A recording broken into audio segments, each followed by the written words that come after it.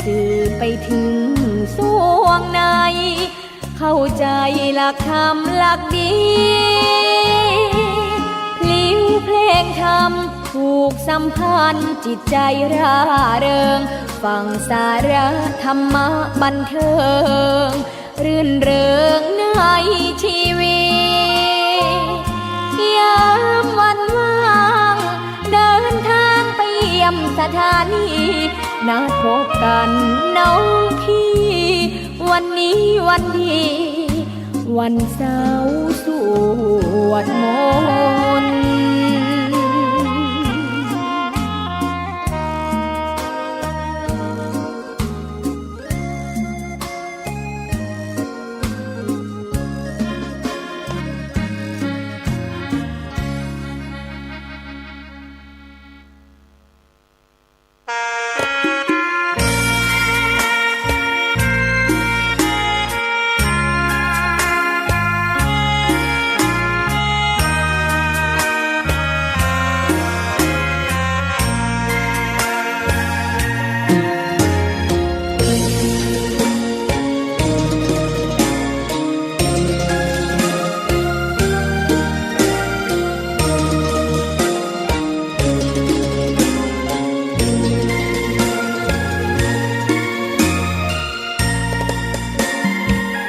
ดอกบัวดอกหนึ่งตึงใจไว้เพื่อบูชาแด่องค์พระศาสดาสัมมาสัมพุทธเจ้ามีความงามเงียบไม่เปรียบเทียบเขาเทียบเราใครมองไม่งามช่างเขาแต่เจ้าก็คือดอกบัวด้วยความสัตย์ซื่อยึดถือความดีเป็นหลักใครรักไม่รักก็ไม่จมปลักมองมัวเมื่อโผล่พ้นน้ำก็เห็นความงามในตัวไม่ยึดติดในตมชั่วขอเป็นดอกบัวดอกดีใครไม่มองว่าบัวงามเด่นแต่บัวก็เป็นดอกบัวทุกวันอย่างนี้ไม่อยากเด่นดังแต่มุ่งหวังในทางเด่นดีเกิดมาเพื่อสร้างบารมีถวายชีพนี้บูชาดอกบัวดอกน้อยเฝ้าคอยคนที่ใจบุญมาโอบเอื้อเกื้อกูลรู้ค่าของบุญเก็บบัวขึ้นมาเพื่อสร้างความดีและเสริมบารมีดังว่าใช้ดอกบัวนี้บูชาพระสัมมาสัมพุทธองค์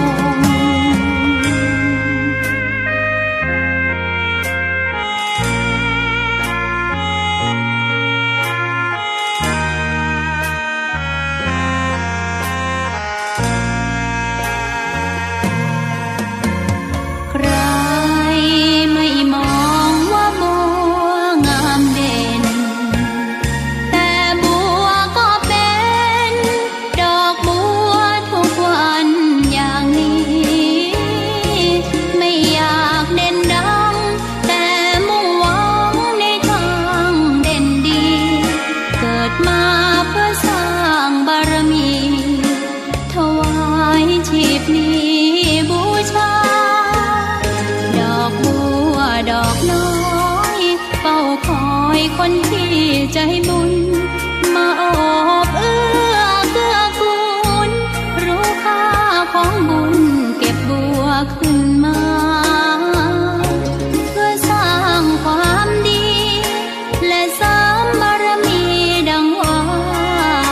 ใช้ดอกบัวนี้บูชาพระสัมมาสั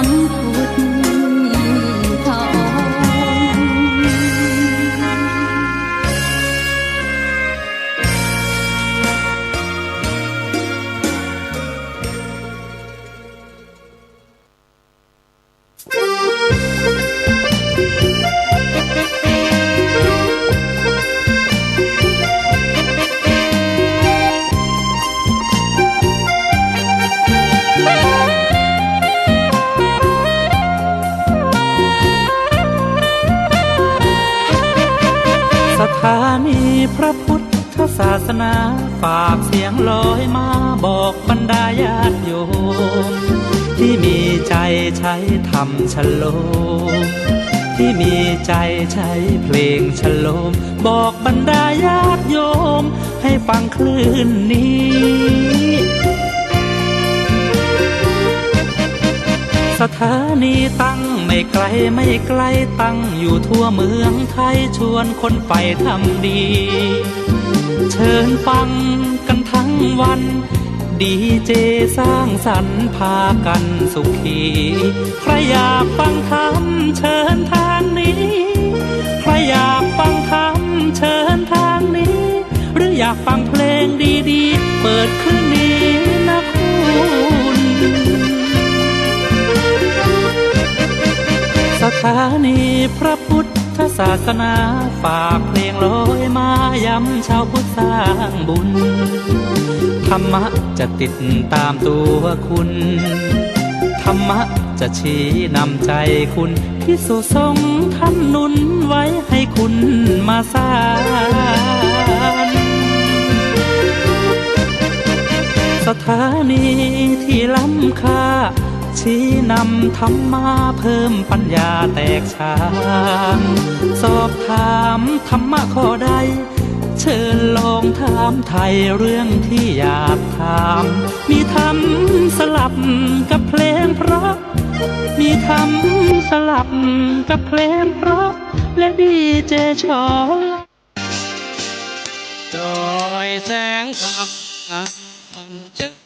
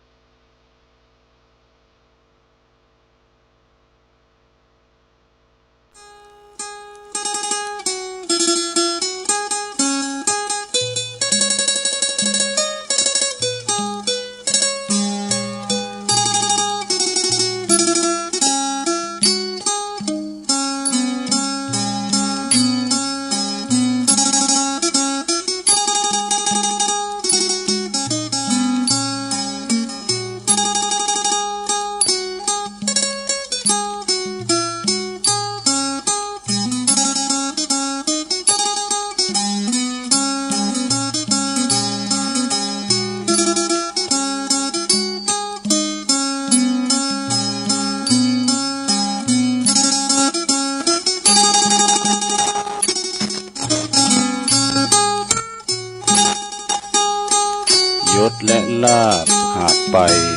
มิได้แน่ เว้นเสียแต่ต้นทุนบุญกุศลทิ้งสมบัติทั้งหลายไว้ปวงชน ร่างของตนเขายังเอาไปเผาไฟ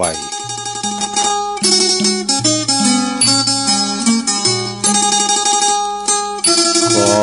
ความนอบน้อมแด่พระรัตนตรัยอันมีพระพุทธพระธรรมพระสงฆ์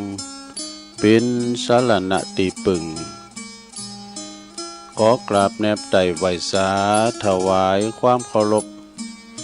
มายังครูบาอาจารย์พระมหาเถรานุเถระท่านเจ้าคณะพระสังฆาธิการพระภิกษุสามเณรเจ้าจุโตนจุองค์กุวัดวาอารามพร้อมตึงสำนักที่พักทรงโตยเจริญปอนมายังบรรดาปอออกแม่ออกศรัทธาท่านสาธุชนนักศีลนักบุญคุณดีหมู่เฮาเจ้าขาดทั้งหลายบ่ว่าจะเป็นปอหลวงแม่หลวงศรัทธานาบุญเฒ่าแก่หนุ่มกำใจยิ่งต่างหลายเนาะ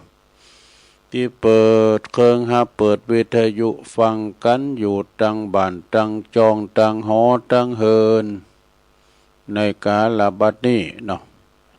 ยำคำยำแรงบ่าย3โดยพระมานก็มาฟังรายการสารธรรมยำแรงยำบ่ายซึ่งรายการนี้วันพุธตามปกติก็จะเป็นรายการของอาจารย์พระครูอภิวัฒนวิกรมซึ่งเป็นเจ้าของรายการและก็พอคืนสีขาวแต่เมื่อวานนี้เปิ้นก็ไลน์มาบอกตัวลุงว่าเปิ้นไปประชุมติดประชุมเนาะแล้วก็มาบัดเต้าบัดตันก็เลยมอบหมายถวายเวลาให้กับตัวลุงได้บริหารจัดการจังหวัดตั้งรายการไปก่อนเนาะตัวลุงก็มาเข้ารายการเต้นเปิ้นไปศรัทธาญาติโยมทั้งหลายซึ่งวันนี้เป็นวันพุธที่วันนี้เป็นวันพุธที่13นะสดาเนาะวันนี้วันที่13ของเดือนพฤษภาคมซึ่งก็ตรงกับพศ2569มาปบมาปากันในยามบ่ายบ่ายนี้ก็ศรัทธาญาติโยมฟังกันตั้งบ้านตั้งจองบางทีบางแห่งก็ครึ้มฟ้าครึ้มฝนบางทีบางแห่งก็ตกมาเมื่อค่ำยามคืนแต่ว่าวันซืนมาก็ตกแต่ตั้งในนี้มีสักคำเด้อ มันตกเตอจ้ามดีจะเอาวันนี้จ้าสียอจะมืดมาเมื่อกันเนอะฟ้าฝนนี่ก็ซ้ำเตอมาก็มืดไหนก็ตกหันนะได้ตกก็แล้วตกแล้วตกแฮมทางภาคอีสานบนในศรัทธาญาติโยมมันมีฟ้าแพะฟ้าผ่าเป็นโง่เป็นควายเนี่ยมันผ่าเนี่ยมันก็ตายหมดเนี่ยมันไปผ่ากลางเหล่งกลางเล่งกลางเป่งกลางตุงกลางหน้านี่มีแม่หญิงคนหนึ่งเป็นบรรยากาศเนาะนอกบ้านตังกลางตุงกลางหน้าเอกใส่ข้อคำไปดูสดามันจะมาตรงกันจ้ะฮะมันมาตรงกันจ้ะก็ฟ้ามาฟาดอะไรศรัทธาจะไปใส่ข้อคำบรรขนาดโจรหันนะบุตรโธโจรหันเนี่ยบุตรพระอินอยู่เมืองฝ่าบนหันเนี่ยบนฟาดมาเลยเนี่ยกามันแป้งจ้ะจะนั่นก็ศรัทธาญาติโยมหน้านี้ก็จะเป็นหน้าฟ้าหน้าฝุ่นเนอะมืดไหนตกหันนะขอมาตกดีตกงามเนอะจะไปมีลุ่มจะไปมีบ่อเฮ็บนะอันนี้ก็อันตรายของแถมมันนี่อันไปทางสุพรรณบุรีก็ทางภาคอีสานเหมือนกันนี่นะลำปางในตำบลพิชัยก็ฮะตำบลเนี่ยแหละตอนนั้นก็โดนเหมือนกันเนอะตามในคลิปในไลน์เนาะเมืองเป้าเขาแล้วเนี่ยเราดูสันมาเกงงี้ก็โอ้วิหารเปิดเป็นหลังเป็นดีอินดูเนาะจะได้กดตามก็ระมัดระวังกันไปเนาะศรัทธาญาติโยมทั้งหลาย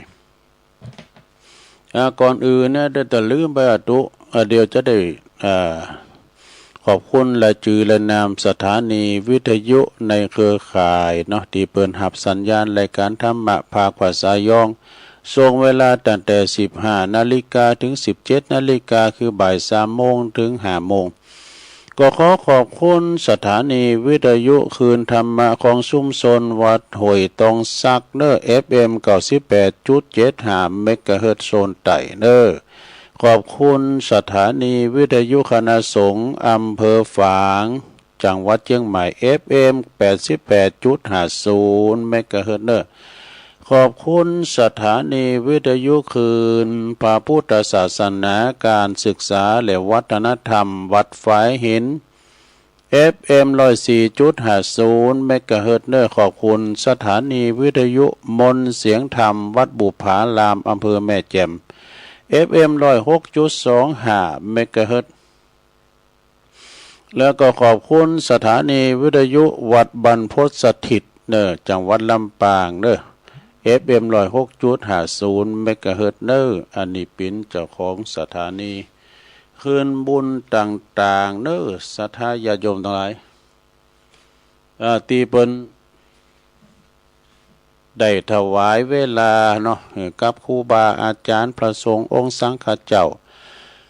เปิ้นมาจัดรายการธรรมกาเนี่ยมาติดนำเตดธรรมศรัทธาญาติโยมเปิ้นก็เอารายการครูบาอาจารย์กูตุนกูองค์ไปออกวิทยุของเปิ้นแล้วก็แผ่พายกระจายเสียงไปสู่ตันผู้ฟังที่อยู่ตั้งบ้านตั้งจองเนาะอยู่ตั้งหอตั้งเฮินก็ฟังกันตามอัธยาศัยอิริยาบถสี่นั่งนอนยืนเดินก็ฟังกันได้ไปให้ไปโซนเก็บพักห้างหนอก็ติววิทยุไปก็เหมือนเอาตุลุงไปเป็นกูเป็นกิมเนี่ยปิ้นเปินแก่งอมแก่เงากันไปศรัทธาญาติโยมเนาะก็จะมีรายการต่อไปทำหลายศรัทธาญาติโยมนะมันถึงต่อเนื่องกันไปวิทยุเนี่ยมันฟังง่ายโดยไม่ต้องแปลละนะไม่ต้องได้อ่านนะเอาหูฟังอย่างเดียวฟังวิเคราะห์วิจารณ์ไปจะว่าเราไปฟังไปเปิดไลน์อ่านไลน์นี่ยังได้สะกดอยู่นะตาก็จดจ่องอยู่กับมือถือมันได้การได้งานกันแล้วเฮ้ยอันเราฟังไปเยการไปบ่ลบตอบแทบนี่ก็ได้ศรัทธาญาติโยมเนาะเนี่ยนะเมื่อมาปะกันแล้วศรัทธาญาติโยมเนาะบ่หือกาดแก้วเสียเวลา ตัวลุงก็จะน้อมนำเอาคติธรรมที่มาในอินเทอร์เน็ตเกยเอามามาจาแล้วนะก็มาซ้ำลืมไปดำกำนะเพื่อว่าเสริมเติมปัญญาไปเนาะจงรักหน่อยนี่อันนี้จื้อป่ะนะจื้อเจ้าของเฟซป่ะนะเจ้าของไลน์จงรักหน่อยเปิ้นบอกว่าศรัทธาเปิ้นบอกว่าขยันเนี่ยขยันแปลว่าคักนะขยันทำบุญได้อะไรนะคือเฮาคักทำบุญได้หยังพองมีคำตอบมีคำตอบครับแต่ปัจจัยคำตอบตีตอบเองแต่เป็นคำตอบของสมเด็จพระพุทธาจารย์โตพรหมรังสีวัดละคังโคสิตารามกรุงเทพนะตันได้เตดเลิงทำบุญไว้ว่าทำบุญทำไมถึงต้องทำบุญอันนี้โหขอเลิงป่ะนะทำไมเราถึงต้องทำบุญนะสะท้าบุญก็คือสังบ่อุบุบยอบุญเปิ้นว่าบุญถ้าทำบุญน้อยนะบุญเฮามีน้อยอุปสรรคในชีวิตเฮาก็จะมีมากมีหนักแต่หากว่าเฮาทำบุญหนักอุปสรรคในชีวิตเฮาก็จะมีน้อยเนี่ยมันกลับกันสะท้าถ้าว่าบุญกำลังลงนะบุญถ้าว่าบุญอ่อนกำลังลงหรือว่าบุญมดมดบุญนี่เราจะคือเดียวบาปที่เคยทำไว้มันก็จะได้โอกาสส่งผลทันทีส่งผลทันทีทำให้ชีวิตของเขาในมีอุปสรรคต่างๆนานาเนอะ มีอุปสรรคต่างๆนานาเช่นเจ็บไข้ได้ป่วยก็บ่มีความสุขก็หมดอำนาจวาสนาเสียชื่อเสียเสียงเกียรติยศแม้ว่าคนที่เคยหักกันก็จะหมดหักไปจะหมดหักเข้าไปแม้จะทรัพย์สินเงินทองที่มีอยู่น้อยนิดก็รักษาไว้บ่ได้นี่รักษาไว้บ่ได้ฉะนั้นการที่จะมีทรัพย์สินเงินทองสมบัติทุกสิ่งทุกอย่างและความสมบูรณ์พร้อมในชีวิตนะก็ต้องมีบุญด้วยเด้อมีบุญประกอบด้วยบุญตีมากพอมากเพียงพอเนี่ยบุญประกอบด้วยกันเฮามันก็อันนี้เฮาก็จะกินจ่ายไปมีบุญคอยกำกับมีความคิดเนี่ยเนาะความคิดว่าเวลาเฮาหมดบุญหมดสตังค์เฮาไปที่ไหนน่ะเอาเก็บฝากไว้พองเนี่ยนะซึ่งเพราะว่าจะอยู่ในสภาพใดๆล้วนต้องอาศัยบุญทางนั้นเด้อศรัทธาญาติโยมปดต่อบุญส่งเสริมบุญรักษาบุญญาธิการเนี่ยมันเป็นบุญทางนั้นนะหายใจออกเข้าก็เป็นบุญ แต่เฮามีอากาศก็ไม่ได้บุญผมได้หายใจเพราะว่าจะอยากแบบเพราะว่าจะอยากแบบอยู่แบบพอมีพอกินหรือเกิดจะเป็นเศรษฐีมหาเศรษฐีหรือพระเจ้าจักรพรรดิแม่ก็ตั้งปรารถนาที่จะหมดกิเลสบรรลุมรรคผลนิพพานเนาะเป็นพระอรหันตเป็นพระปัจเจกพุทธเจ้าหรือว่าเป็นพระสัมมาสัมพุทธเจ้าก็ต้องมีบุญถึงมีบารมีถึงจะดำรงอยู่ในสภาวะนั้นได้อย่างมั่นคงและก็มีความสุขด้วยเหตุนี้นะเราจึงหลีกเลี่ยงบ่ได้ที่จะต้องสั่งสมบุญเนี่ยศรัทธาญาติโยมจะเป็นละบุญในหลวงเด้อบุญแล้วก็แช่เรื่องบุญนะไปก็ได้บุญนี่แช่เรื่องบุญก็ได้บุญนะศรัทธาบุญและทานนิติบังเกิดมีบุญและทานนิติบังเกิดมีในการส่งต่อในข้อเหือนเป็นอภิมหาบุญขอบุญส่งมีความสุขมีความเจริญรุ่งเรืองร่ำรวยมีความสุขกายสุขใจสบายใจมีสุขภาพดีบ่เจ็บไข้ได้ป่วยบ่เจ็บบ่จนปรารถนาสิ่งหนึ่งประการใดสมดังความมุ่งมาปรารถนาทุกประการขอผลบุญนั้นหันผลทันตาโดยเทินสาธุสาธุดู เอาล่ะตอนนี้ไปจะเป็นขอเด้อจิตของเฮาเป็นบุญหนักนะเฮาจะได้จะฮื้อพองบุญบุญก็คือหนึ่งเอาบ่จมเนี่ยคำไทยว่าบ่นบ่บ่นบ่จมบ่แจงบ่แซมน่ะบ่ปิ้นปุ้ยเล็งน่ะเนาะอันนี้ก็ที่หนึ่งไม่บ่นเนี่ยก็หมายความว่าเมื่อเฮามีบุญแล้วผลแห่งบุญนั้นก็จะแปรสภาพเป็นปัญญาเด้อเป็นปัญญาตามยอมรับต่อความเป็นจริงของชีวิตทำหู้หันแล้วก็เข้าใจถึงระดับวาสนาของตนและบุคคลอื่นเป็น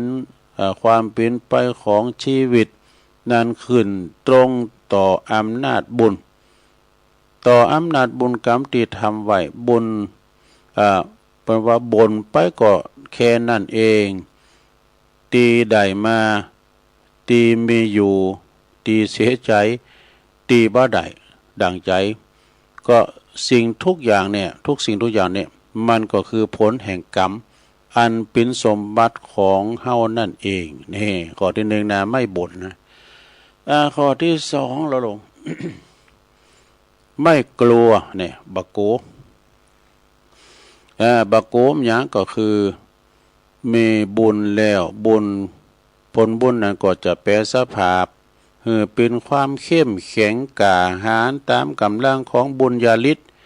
ทำบ่หวั่นไหวต่ออุปสรรคนานาประการและปัญหาที่จะเกิดขึ้น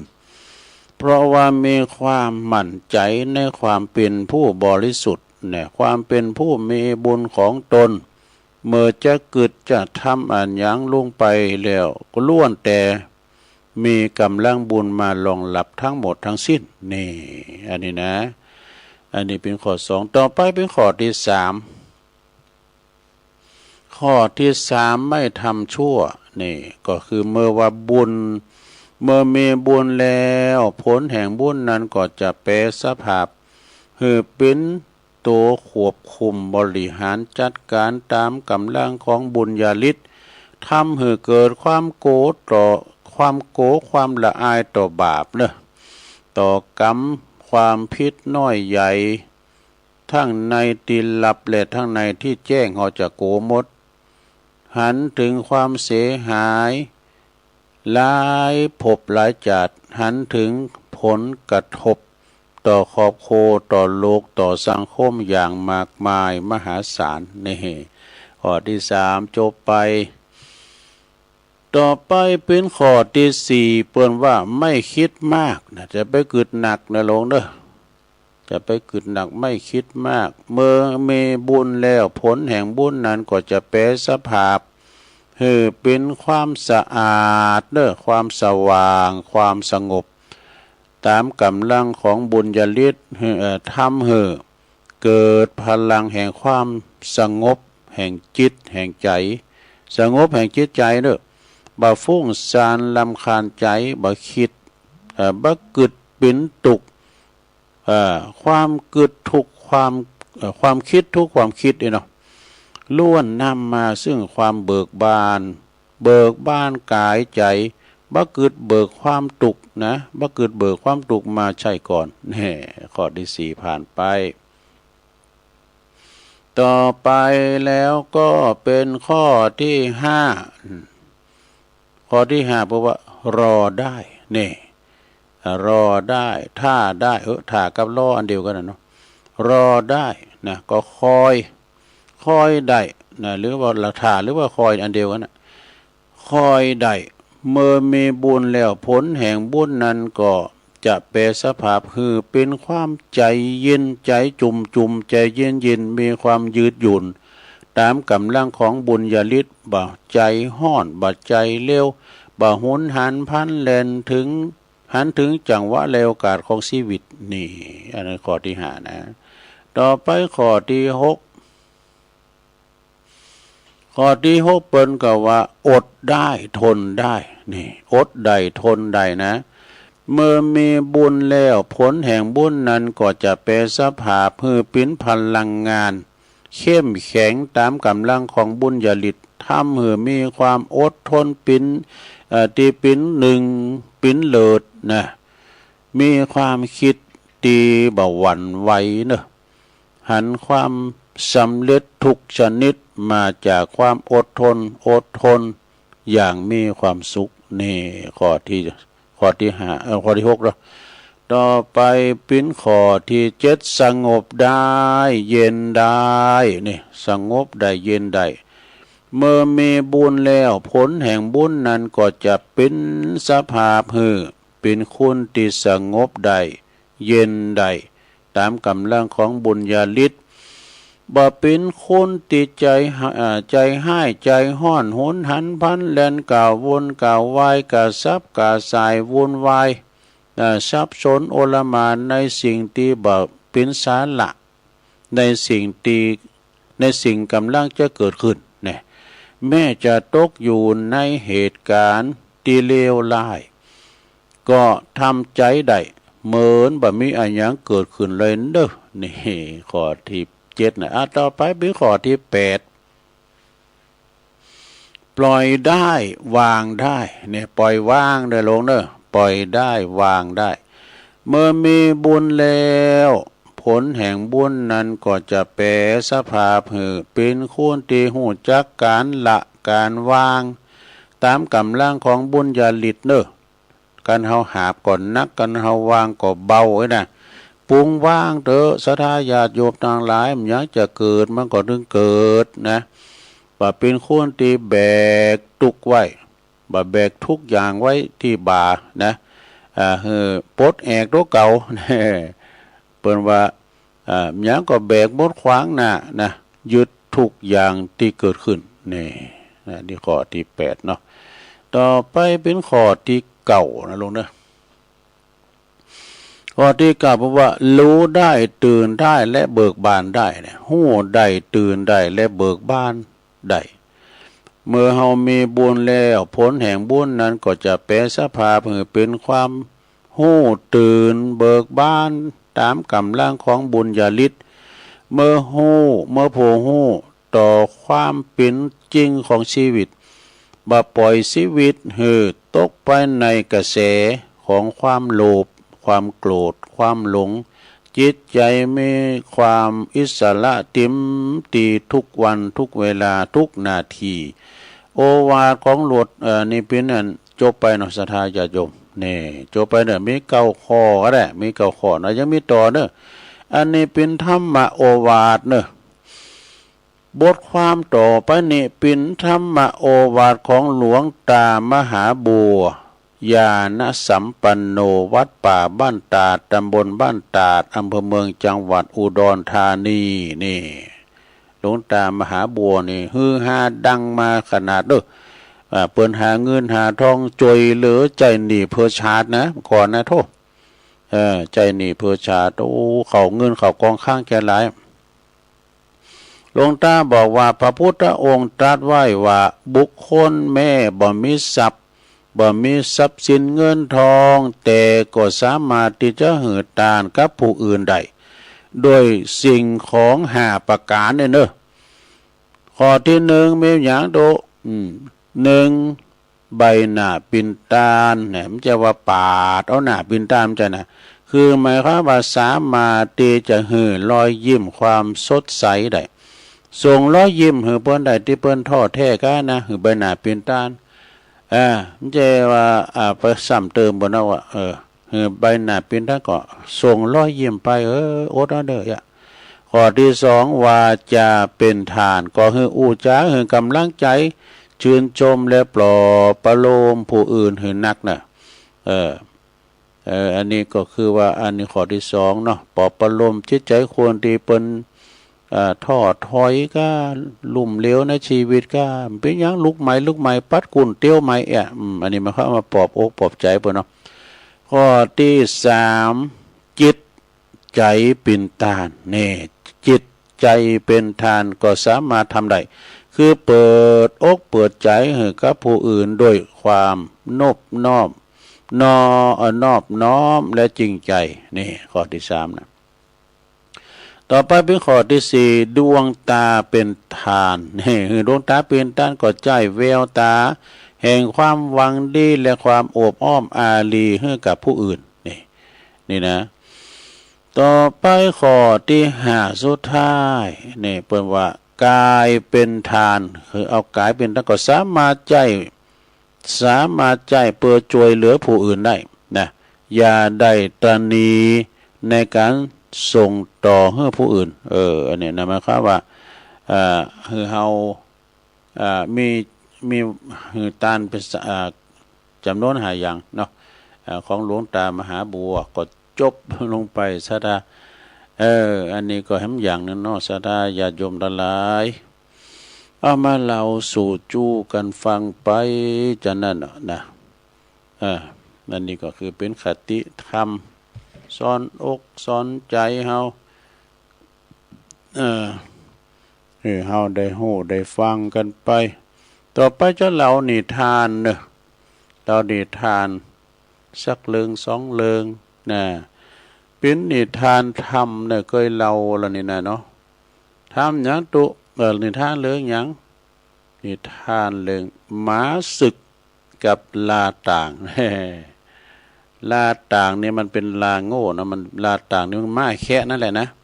เปิ้นเอาต่างเม่งก็ขึ้นหอยลอยขึ้นดอยลอยหอยได้หมดอะนะเปิ้นมีเปอะโดดถุง2ปางข้างมันแข็งแรงนะลาเนี่ย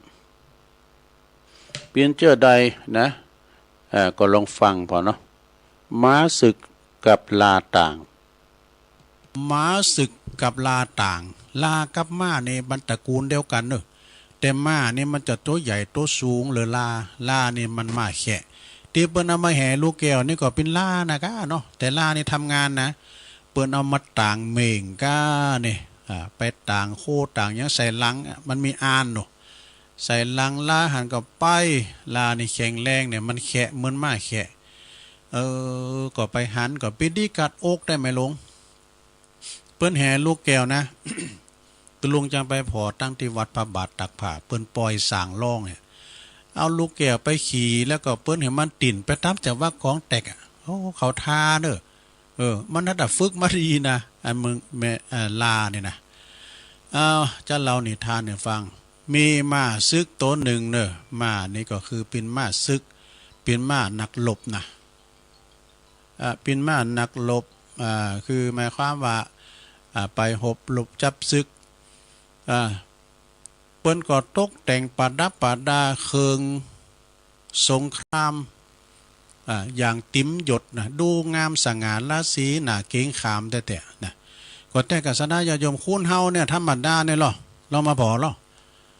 การว่าแต่งตัวมอซอยก็ว่าเป็นคุ้นธรรมดาแล้วก็แต่งชุดหรอแต่งชุดเป็นทหารก็ตำรวจก็ปุดโทมันมีศักดิ์ศรีทำจัดหนักนะศักดิ์ศรีจำจัดนางนะใส่สุดใส่นิกไทยก็ลุยวีภูมิเหลื่อมมาไปนะเนาะเป็นอันนี้พอเหรอท่านพอยกมือไหวนี่กหารตำรวจมาเนี่ยมันศักดิ์ศรีมันนั่นเสือเครื่องนุงเปิ้นนะซะนะเปิ้นว่าสุดของเปิ้นนะประดับประดาเครื่องสงครามเหมือนกับม้าด้วยเนี่ยดูสง่าราศีหน้าเก่งขามยิงหนักเนี่ยมีอยู่หันวันหนึ่งเนอะไอ้ม้าต้นนี้นะมันก็เดินไปตามถนนฟังเสียงกีบเท้ามันกระทบกับปื้นผนังดังกล่องในปุโตดังไปทั่วบริเวณสร้างความหน้าเก่งขามเหมือนกับผู้ที่ปะได้หันอย่างเป็นที่สุดนะมันหกมันดังนะกระลบไว้นะเนาะเมื่อมันเดินมาถึงบันนานมันก็ไปปบใส่เจ้าลาเนาะ เจ้าลานี่มันแบกมันนั้น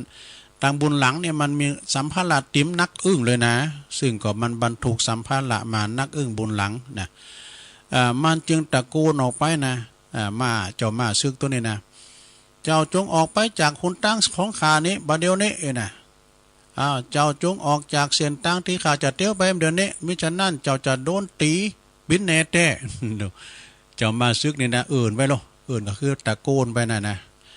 โอ้เจ้าล่าได้ฟังว่าจะอันโอหังนะของมาซึกเช่นนั้นก็ไม่อยากจะต่อล่อต่อเทียงกับเปิ้นเห็นนะเปิ้นมียศถาบรรดาศักดิ์เฮามันต่ำต้อยจึงรีบลบมาอยู่ทั้งข้างต่างอย่างเจมเนื้อเจมตัว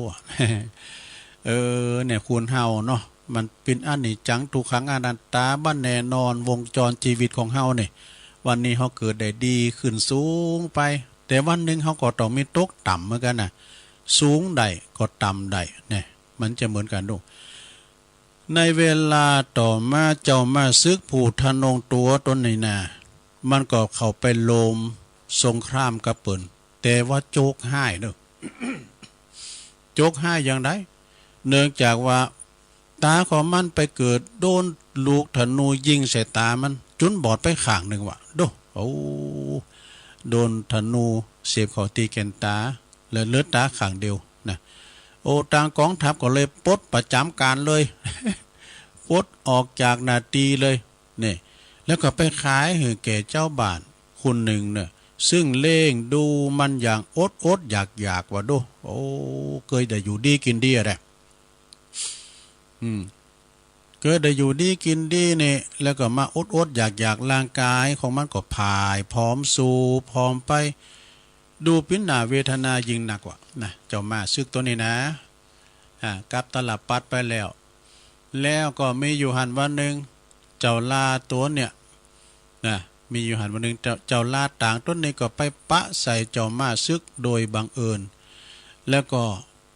เจ้ามาซึกตกอยากโดยบังเอิญนะมันก็เลยเอ่ยปากกับเจ้ามาซึกว่าสวัสดีเปิ้นผู้หญิงยโสของข้าเหตุฉันไหนยายเล่าเจ้าถึงมาตกอับอย่างนี้เล่าเนี่ย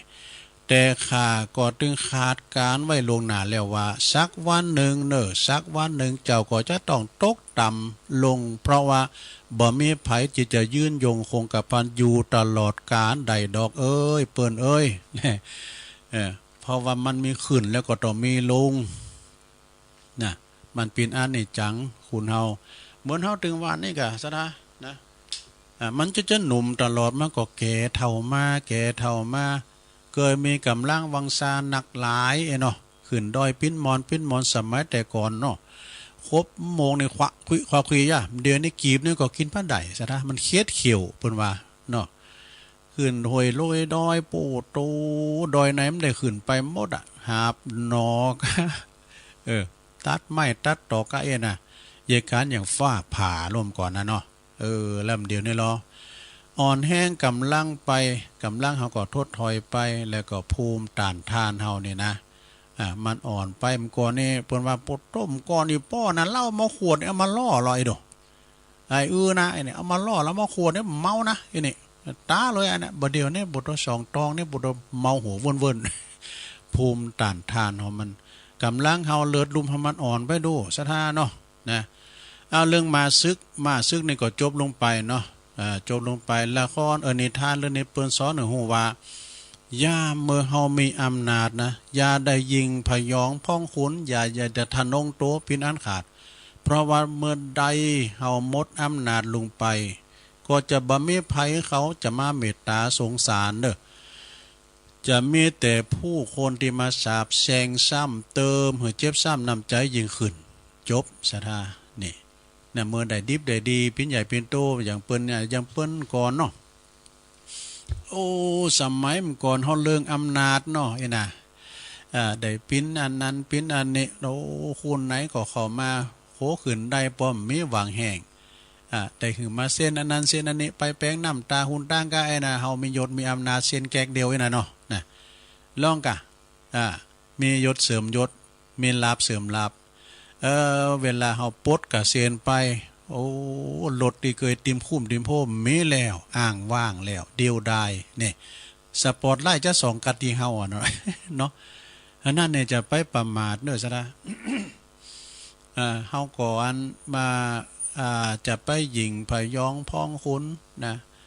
อย่าเมื่อมีอำนาจวาสนานะก็คือเมตตาพานีไปนั่นน่ะศรัทธาญาติโยมทั้งหลายการเฮาป่ายศบ่าอำนาจลองกะคุณเฮานี่มันจะว่าจะอยู่ตลอดรอดฟังบางมันก็ต้องมีวันหนึ่งที่เฮาจะต้องลุงจากตำแหน่งคุณที่จะมาแทนเฮานั้นอาจจะดีกว่าเฮาบริหารนั้นก็ว่าได้เนาะคุณรุ่นใหม่นะเอาละตอนนี้ว่าอันนี้ทำกรรมนึงก็เนิ่นศรัทธาเวลาตึงมีเปเลอะเนาะปุ่นเนาะชั่วโมงที่2ว่าจะว่าทำเฮาก็อันจะเอาขอคิดเนอะเอาเรื่องเวลาก่อนเนาะเอาอยู่มาตึงมือตึงวันเนี่ยลงเวลามันเต่ากันหมดมันมีลำเองเวลาคุณตุกก็เต่าเดียวกันเวลาคุณรวยก็เต่าเดียวกันเนี่ยมันจะว่าเวลาคุณตุกก็มันยังมีนักล่ำเลยไอ้ได้ฮับจ้างอ่างบายจัดหลายเวลาคุณรวยกำเดียวก็ถึงไอ้น่ะมันใจมันเต่ากันหมดนะเวลาเป็นสิ่งเดียวในโลกที่ทุกคนได้รับเสมอกันบ่มีไผได้เปรียบบ่มีไผเสียเปรียบกันเลยเนี่ยแม้แต่คนเดียวมันเต่าเดียวกันหมดเตงก็เตงเหมือนกันหมดนะแต่ไผจะใช้เวลาแต่ละวินาทีแต่ละนาทีอย่างมีคุณค่าเนี่ยอย่างคุ้มค่ากว่ากันนี่แหละเป็นเรื่องที่น่าคิดนะสะดาบางคุณนะบางคุณเนี่ยเปิ้นลุกมาเมื่อเจ้าแตกตื่นมื้นตาปืดผ่าออกโหล้างหน้าล้างตาไปเยการแล้วดอกไปเยการในหอมนึงออกมาย้ำลูกตะดูเปิ้นไปมาแล้วเปิ้นพอได้มาหอมแล้วมันได้ลูกเด้อเนี่ยคุณเฮามันรวยมันเท่ากันก็เพราะว่ามันคักมันเท่ากันเนาะมันคักมันหมันเท่ากันนะลงนะเนาะแล้วก็เฮาก็ต้องพอคุณเฮาตั้งหลายด้วยว่าเปิ้นของเฮาตึงโลกนี่นะพระพุทธเจ้าบนได้ตรัสสอนไว้ว่าสัมภสัตตึงโลกตึงมนโล้นแต่ปิ้นเปินลมตุกเกิดแก่เจ็บ ตายได้เวลาเดียวกันหมดนะเฮามีเวลาต่อกันหมดแล้วก็มีเวลาที่ว่ามีอนาคตคือมีเกิดขึ้นมาแก่ขึ้นมาเจ็บขึ้นมาแล้วก็เฮาก็ต้องตายเนี่ยอันนี้เป็นเทวตูตนะสดาญาติโยมทั้งหลายเทวตูตต่างหากเนี่ยเกิดแก่เจ็บตายของเฮาเนี่ยเฮาจึงควรคิดในทางสิ่งที่ดีงามเด้อแก่เปิ้นรวมโลกเดียวกันนะเปิ้นว่าคุณเฮามาปะใส่กันเนี่ยเหมือนกับเฮาขึ้นรถไฟครูบาดอยก็ตุลุงดอยเปิ้นว่านะขึ้นรถไฟขึ้นเหมือนกันหมดนะที่บนรถไฟมีสัพปะเด้อมีหยังมีแผ่วแอมีสัมภาระหยังกูสิ่งกูอย่างนะเป็นของในอันรถหันโมดนะรถไฟขบวนนะต่างคุ้นต่างคืนที่หันชันชันละหันคืนหันแล้วพระจะลุงที่ไหนลุงไปนะอาจจะจอดปลายนาเน้อจอดลุงไปกระโต๊ะเก่าเนี่ยยังยินยังก็ไม่ได้เอาไปคือว่าลุงสถานีไหนก็ไม่ได้เอายังไปสักอย่างเหมือนกับเขาเกิดมาแล้วเฮาลุ่มหายตายจากก็เอายังไปตัวมันได้สักอย่างเขาของเงินคำสัมปติเกี่ยวแวนเงินทองนะเอาก็เอาไปตัวมันได้สิ่งที่เอาไปตัวแดกก็คือบาปกับบุญขาวกับดำไม่หนีบทหนึ่งเด้อเปิ้นว่า เฮามาคุณเดียวก็ไปคุณเดียวโลกทั้งสากลมดทั้งสากลละโลกคุณต่างหลายเป็นคุณเดียวทางนั้นนะบ่มีกูสองเลยแต่ไปเนี่ยนะจะหันว่าลูกสักคุณลูกสักคนหนึ่งก็บ่มีสามีสักคนหนึ่งก็บ่มีภรรยาสักคนหนึ่งก็บ่มีต่างคนต่างมาแต่ก็ต่างคนต่างไปต่างคนต่างตายต่างคนต่างเกิดว่าหันดู สดาญาติโยมทั้งหลายเนาะเอามันต่างคนต่างมาต่างคนต่างไปกันนะเกิดแก่เจ็บตายเนี่ยก็เป็นธรรมดาแล้วก็ศรัทธาญาติโยมทั้งหลายเมื่อว่าเฮาแน่นอนอย่างนี้ก็สร้างคุณงามความดีไว้นะพระพุทธเจ้าบนสอนว่าเฮาเนี่ยมันปิ้นปืนกันหมดรวมเกิดแก่เจ็บตายเหมือนกันหมดอยู่กันเฮาก็อยู่กันหักกันแป้งกันโดยความหักเนี่ยโดยความหักอย่างใดอยู่กันโดยความหักอยู่กันโดยความเมตตาอยู่กันโดยความปรารถนาดีต่อกันและกันกับเปิ้นมนุษย์ต่างหลายทุกวันเวลาด้วยแน่ก็คือว่าใจเขาใจเฮาเนาะเขาเกิดมาเนี่ยเปิดคุณงามความดีคุณงามความดีงามเนาะพระเจ้าว่าเขาเกิดมาเปิดการทำลายกันเขาเกิดมาเปิดความดีความงามเมื่อเขาบ่ได้เกิดมาเปิดเขาไม่ใช่ว่าเกิดมาเปิดทำลายกันแต่เฮาเกิดมาเปิดจวยเหลือซึ่งกันและกันสร้างสรรค์ให้มีความสุขความเจริญสมปรารถนาเด้อศรัทธาเด้อคุณเฮาได้อยู่ใกล้กันสนิทชิดเชื่อกันก็ตามก็แปลงจิตแปลงใจจูนหัวใจให้กันนะจะไปอันอิ่มหน่ายกายจังกันเนี่ยประมาณนะอกเขาอกเรานี่อกเปิ้นอกโตก็เหมือนกันนะเปิ้นว่าเฮาต้องการความสุขอย่างใดเปิ้นก็ของต้องการความสุขอย่างเฮานั่นแหละนะการเฮาเกลียดความตุกจังความตุกอย่างใดเขาก็เกลียดความตุกความอยากอย่างเฮานั่นเนาะนะแล้วก็สิ่งที่เฮาบ่ชอบสิ่งนั้นก็เขาก็บ่ชอบเหมือนเฮานั่นมันก็เหมือนกันน่ะใจเขาใจเฮาก็เหมือนกันน่ะศรัทธาญาติโยมทั้งหลายเนาะแล้วก็เฮาก็มีความปรารถนาดีต่อผู้อื่น มีความปรารถนาดีต่อผู้อื่น เวลาเฮาปะไผก็ดีเฮาก็มีความนึกว่าขอให้ตันเป็นสุขเด้อเนาะปรารถนาดีดอกขอให้ตันปราศจากความทุกข์โศกเศร้าเหงามองหยังเด้อเนี่ยความเดือดร้อนก็ขออย่าให้มีแก่ตันเด้อ ขอให้ตันเจริญก้าวหน้าในชีวิตการงานเด้อเพียงแค่นี้ต่ออันเฮาก็สบายใจแล้วเปิ้นอวยพรเฮาอวยพรเปิ้นแฮปปี้เบิร์ธเดย์อำใจกะมันก็เกิดไปปุณโดสถานเนาะปรารถนาดีต่อกันและกันคุณเฮากันปะกันนะยิ้มเยี่ยมแจ่มใสแต่กันนี่มันโมนดูกันแป้งหน้าจังงังใส่กันพออย่างหน้าพอในปุถุอย่างโง่โศก อันนี้ก็โมนเนาะ เฮาเกิดอย่างได้อย่างแปลว่าเกิดอย่างได้ก็ได้อย่างอั้นแน่ถ้าเฮาเกิดให้คนอื่นสบายเฮาก็สบายไปโดยแต่ถ้าหากว่าเฮาเกิดให้คนอื่นเดือดร้อนเฮาก็จะต้องตุกเดือดร้อนเหมือนกันซะนะน่ะมันจะย้อนมาแสตัวเฮาก็ละชั่วทำแต่ดี ละชั่วทำแต่ดีก็หมายถึงว่าเฮาก็บ่ควรที่จะคิดหยังหยังทำหยังตีปินไปในทางเหมโหดดุร้ายนะแต่ก็ควรจะคือจะจะทำในสิ่งตีเป็นคุณเป็นบุญเป็นประโยชน์จันนะแก่ชีวิตของเฮาแล้วก็ผู้อื่นอย่างโดยแท้จริงนี่เพิ่นว่านะแล้วก็2โตว่ามันใจละอันสอนตนก็มาว่า2โตสอนตนเองนะลงนะสอนตนเองสอนโตเก่านะพึงสอนโตเองว่าบ่เม่มยังดีขึ้นจากความโกรธเนี่ยความโกรธความเกลียดความขี้หินโมโหโตโสดีอย่างเดียวบนว่าตำน้ำพริกอีกตุลุงทองว่าตำน้ำพริกนี่ปุตมันนึกใส่นี่ปุตโตเหล็กเว้ยได้กันอันความโกรธความเกลียดเนี่ยนะปุตโตจักตอกก็เสียวมละลงนะสารเข่งสารกล้วยกำเป็นแก่นเป็นลายแล้วก็มีความโกรธความเกลียดนะขี้หมิ่งนี่นะคุณเฮาเนี่ยลองกึดพอแล้วลงลองกึดพอละไผไปแป้งวาวนะคนใจห้อนแป้งวาวเดี๋ยวมันได้ความนะมันใจยินด้วยแป้งวาวเนี่ยมันโอ้ของมันเบาอย่าโอ้กว่าจะได้มาปิ้นแก่นในบรมแจ่มแฮมดีนะคุณใจนิ่มใจเตียงมันได้เนี่ยโอ้กัดตามปีนแต่นิ่มได้ตัวลุงนี่ก่อนได้อยู่นะแต่มันบังงามอ่ะ มันจืดเก่าไหมปิ้นหน่วยลุ่มอย่าเข้ากองอ่ะนะแป้งวาวเนี่ยอันต้องคุณใจยินเหมือนน้ำเมโกกอย่างบนวาเนาะบ่มีไผบ่มีอย่างดีขึ้นเมื่อวานความโกรธความเกลียดโมโหโตโสตะวันขึ้นมาบให้เข้าขึ้นมาบตะวันก็มาสุกอย่างดูลุงทองวานะครับความเกลียดพยาบาทจองเว้นผู้อื่นนอกจากจะเป็นผลร้ายเตรียมมันจะย้อนกลับมาทำลายความดีงามของจิตใจของเฮานั่นเองนะ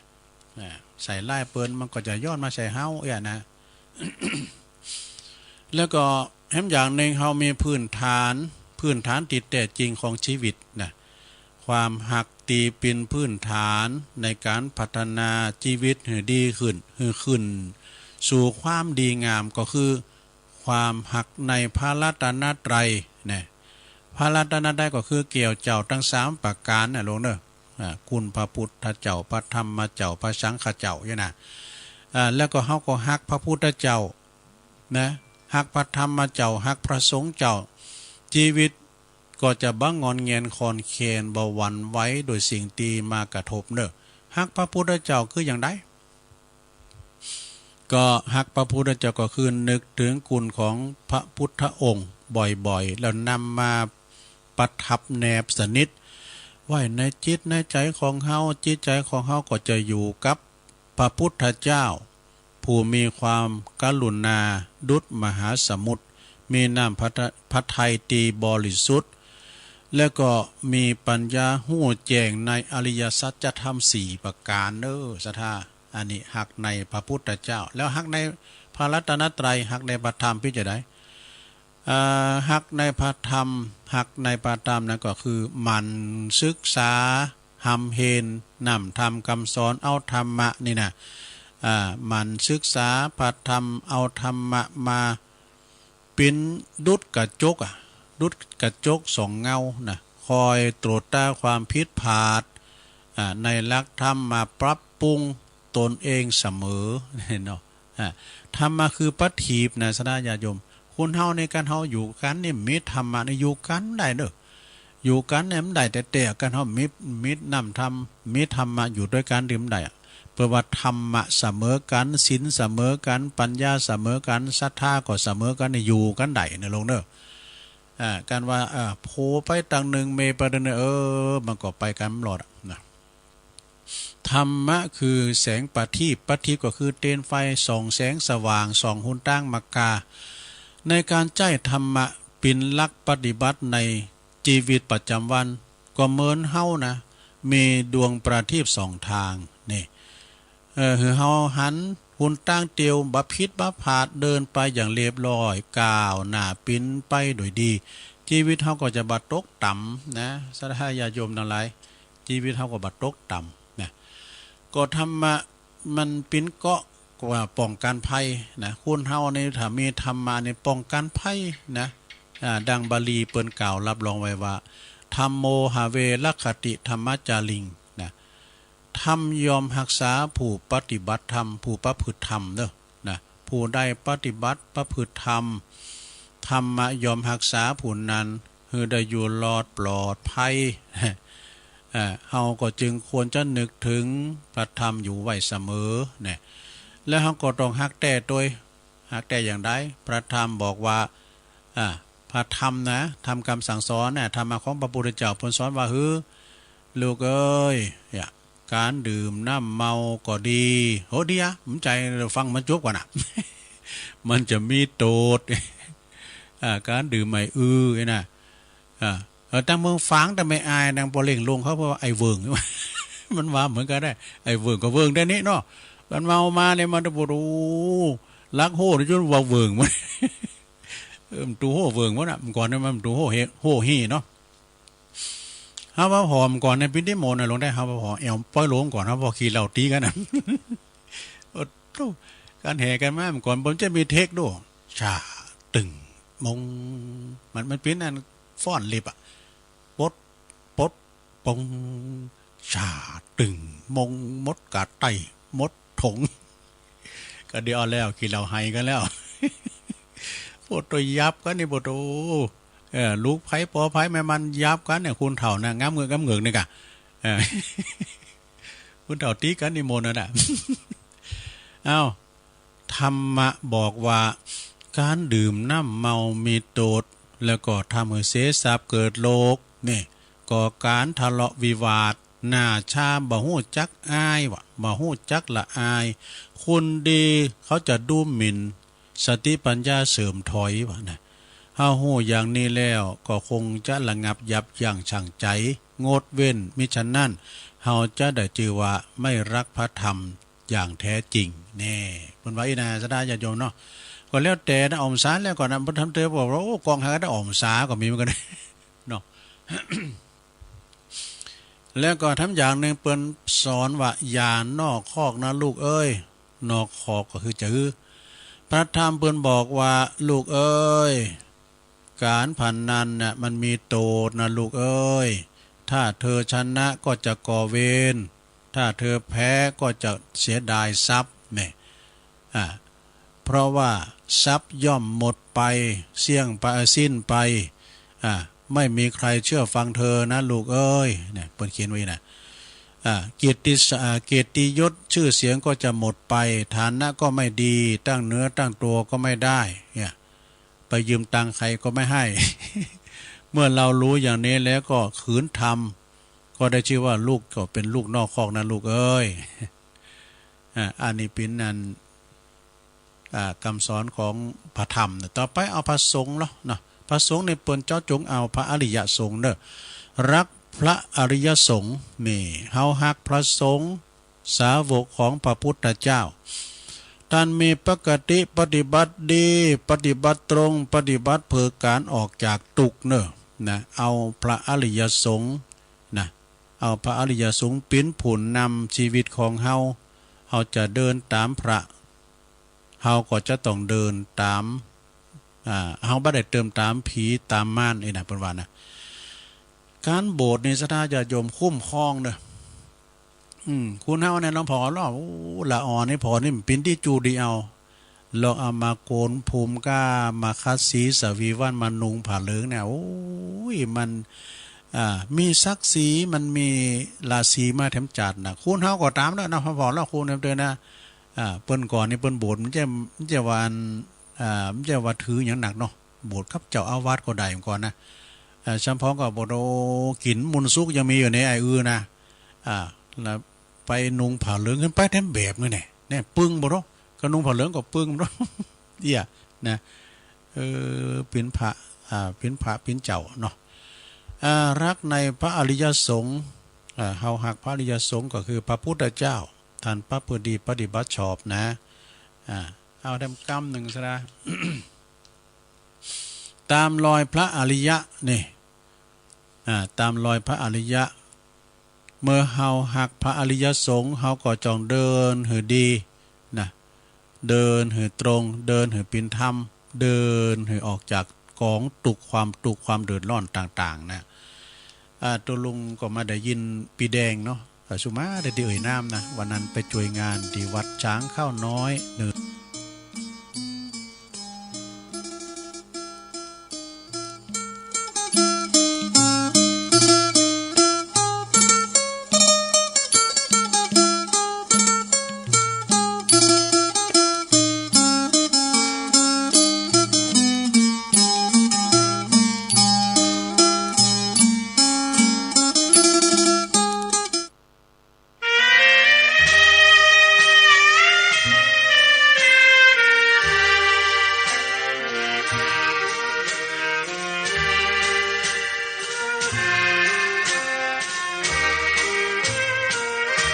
คนเรามีกรร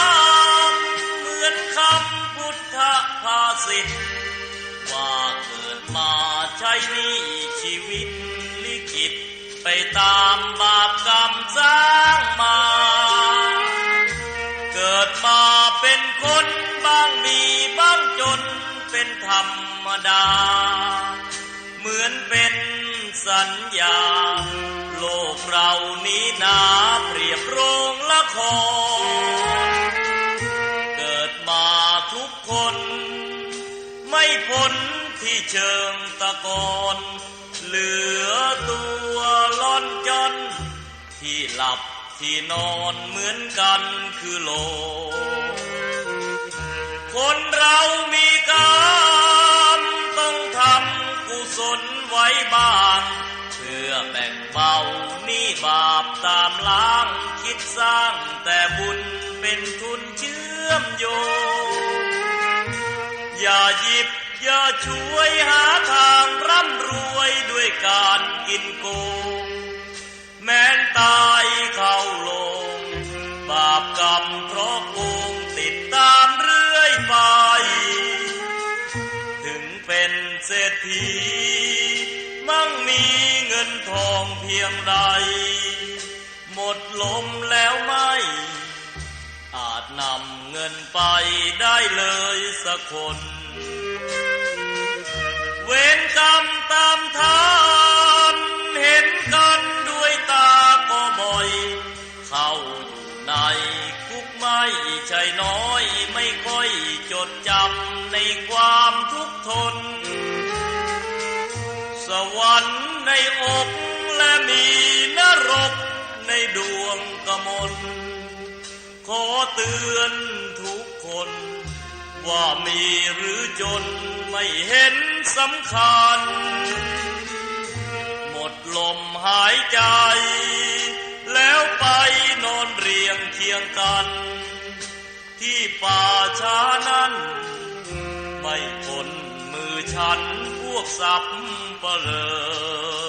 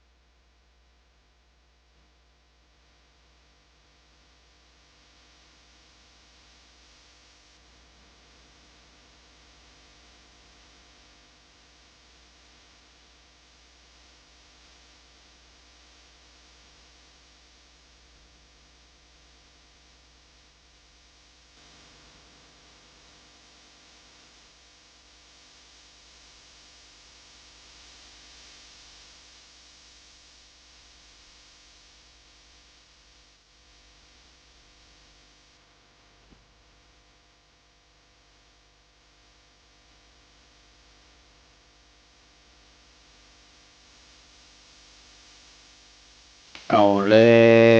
วศรัทธาสันสาธุชนญาติโยมทั้งหลายเนาะตุลุงก็พับเบรกพับครึ่งนั่งมึนไปก็เจ็บหลังเจ็บแอวยกใหญ่หายตีเที่ยวไปเที่ยวมาหยุดเส้นหยุดสายแล้วก็มานั่งอู่กันต่อเนาะในชั่วโมงที่สองขณะนี้ตันต่างหลายก็กำลังฟังรายการสารธรรมยามบ่ายยามแลงดำเนินรายการโดยตุลุงยองเนอะมานั่งอู่นางจาเต้นเปิ่นขณะนี้ก็พินเวลาอยู่16:08 4 โมงกับ8 นาทีซะนะเวลานี่ก็ถึงโวยเตะๆเนาะ4 โมงกับ8 นาที9 นาทีมาวันพุธนี่ก็เป็นเวลาของตุลุงเนอะวันพฤหัสวันนี้เป็นวันปุดพุกเจ้าก็ตี 3มาฟังกันแถมในรายการสเปเหละปะกินกะขอนลุงไก่แจงเด้อศรัทธาญาติโยมวันนี้ก็ครึ้มฟ้าครึ้มฝนเด้อนะบัดนี้นะเพราะว่ามันฟ้าบ่ห้องบ่ได้ตั้งละปูนบ่สีมืดมาเด้อ ตกดีตกงามเด้อเจ้าเฮ้ยเขาจะไปมีของแถม อันนี้มาว่าเอาคุณดีมาว่ากันเนาะคุณดีนี่เป็นจะได้คุณดีนี่แปลว่าหู้หน้าตีของตนเนี่ยหน้าตีครับว่าเป็นลูกก็เป็นลูกดีๆกะคุณดีนะกตัญญูกตเวทีต่อคุณพ่อคุณแม่คุณครูบาอาจารย์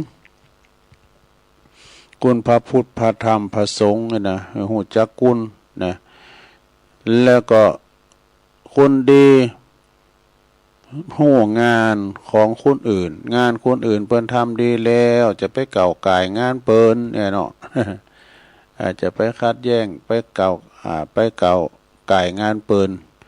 งานคนอื่นก็คืองานคนอื่นงานไผงานมันหอมไผก็หอมมัน ต่อไปอย่าฝืนใจเขาเนี่ยไปฝืนใจเขาเปิ้นอยู่ของเปิ้นปกติจะไปฝืนอกฝืนใจเปิ้นนี่ต่อไปอย่าเอาแต่ใจตัวเองเนี่ยแต่ไปเอาใจตัวเก่าวาเนาะพวกเราเนี่ยอัตตาธิปไตยเอาตนเป็นใหญ่เอาใจเป็นใหญ่เอาใจเป็นใหญ่ก็คือไปข่มเหงเต็งเต็กเปิ้นกล้านะเอาใจโตก็เอาใจเปิ้นมาใส่ใจโตเนาะเฮาเปิ้นมีความสุขเปิ้นก็มีความสุขย่ำเจ้านะกะเฮาเปิ้นมีความตุกใจเฮาก็ตุกใจต่อไปอย่าเมามวนในการเล่นจนลืมหน้าที่เนี่ย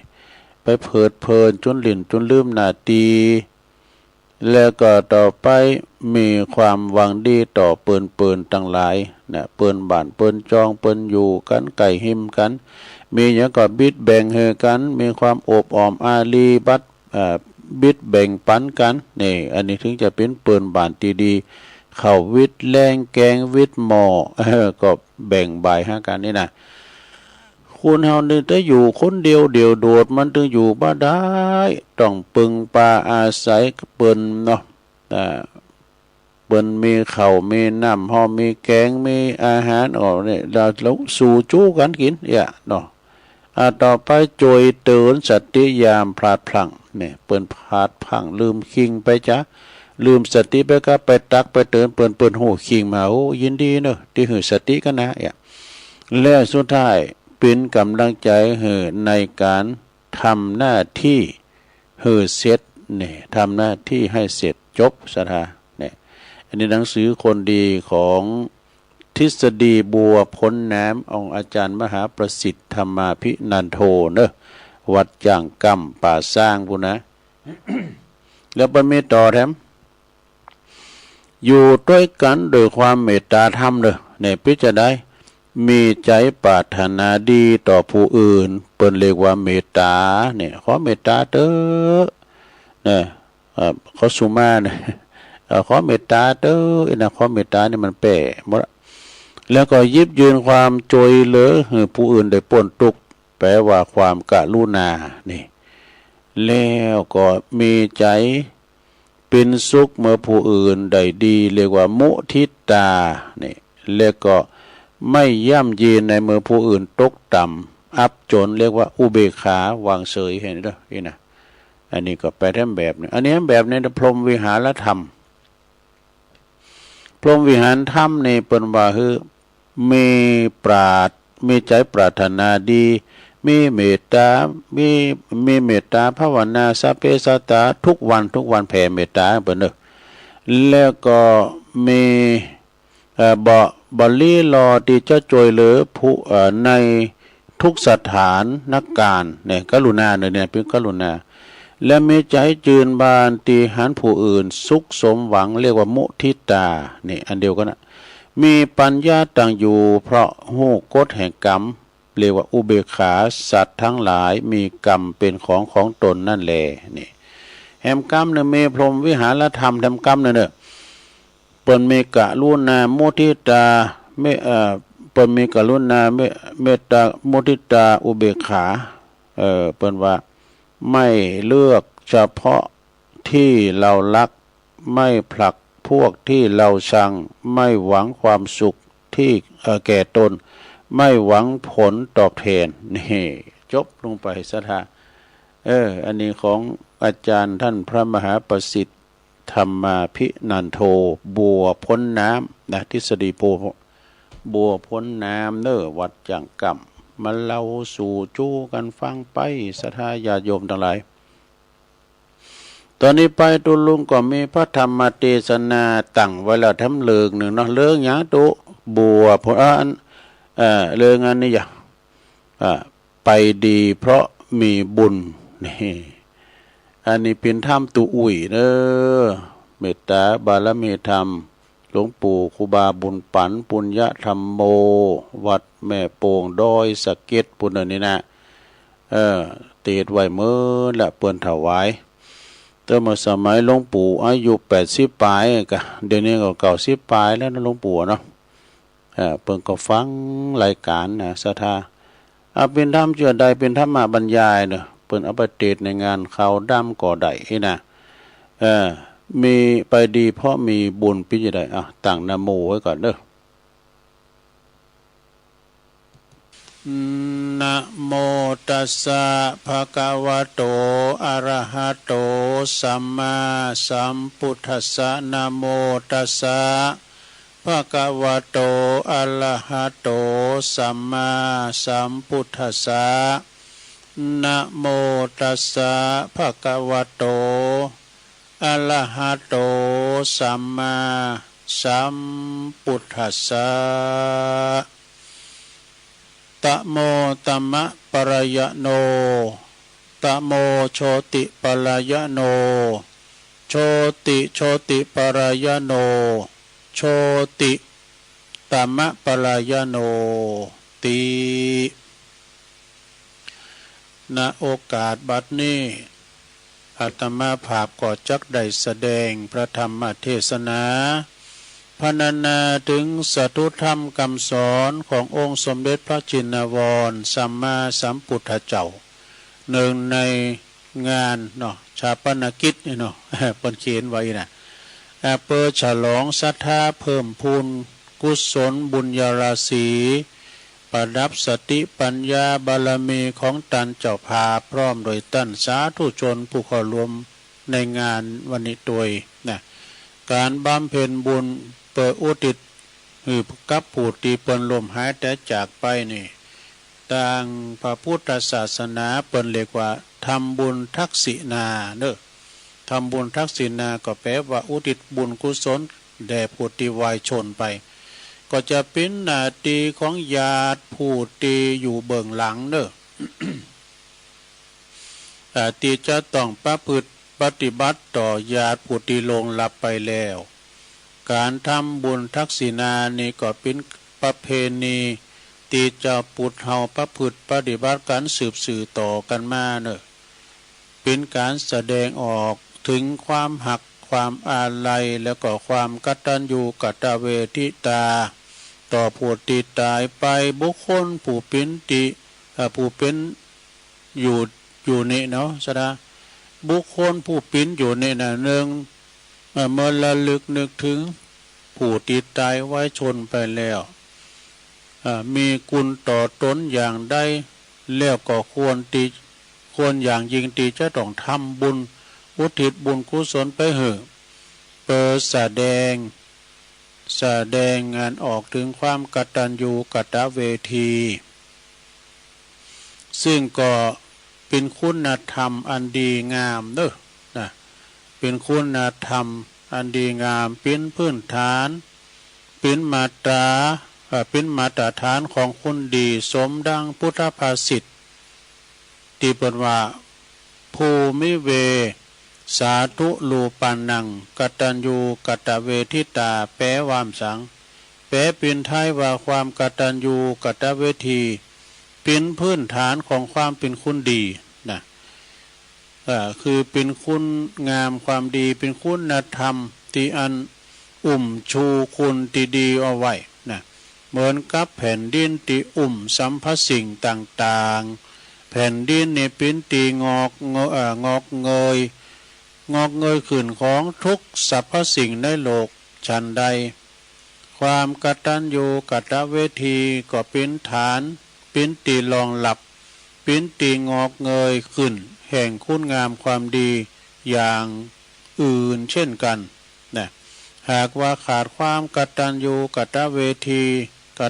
ทิตาแล้วความดีอย่างอื่นเนี่ยก็หามีไม่นะถ้าว่าอักตัญญูขาดคุณงามความดีกตัญญูไว้นะความดีอย่างอื่นก็หามีไม่นะฉะนั้นแล้วตันทั้งหลายจึงกล่าวไว้ว่านิมิตตังสาธุลูปานังกตัญญูกตเวทิตานี่ก็แปลความว่าความกตัญญูกตเวทีนะเป็นเครื่องหมายของความเป็นคุณดีนะเป็นยี่ห้อเนาะรถมันมียี่ห้อคุณนี่ก็คือกตัญญูนะถ้าบุคคลใดปราศจากความกตัญญูกตเวทีแล้วนะผู้นั้นยอมได้ชื่อว่าเป็นคุณดีบดีเนี่ย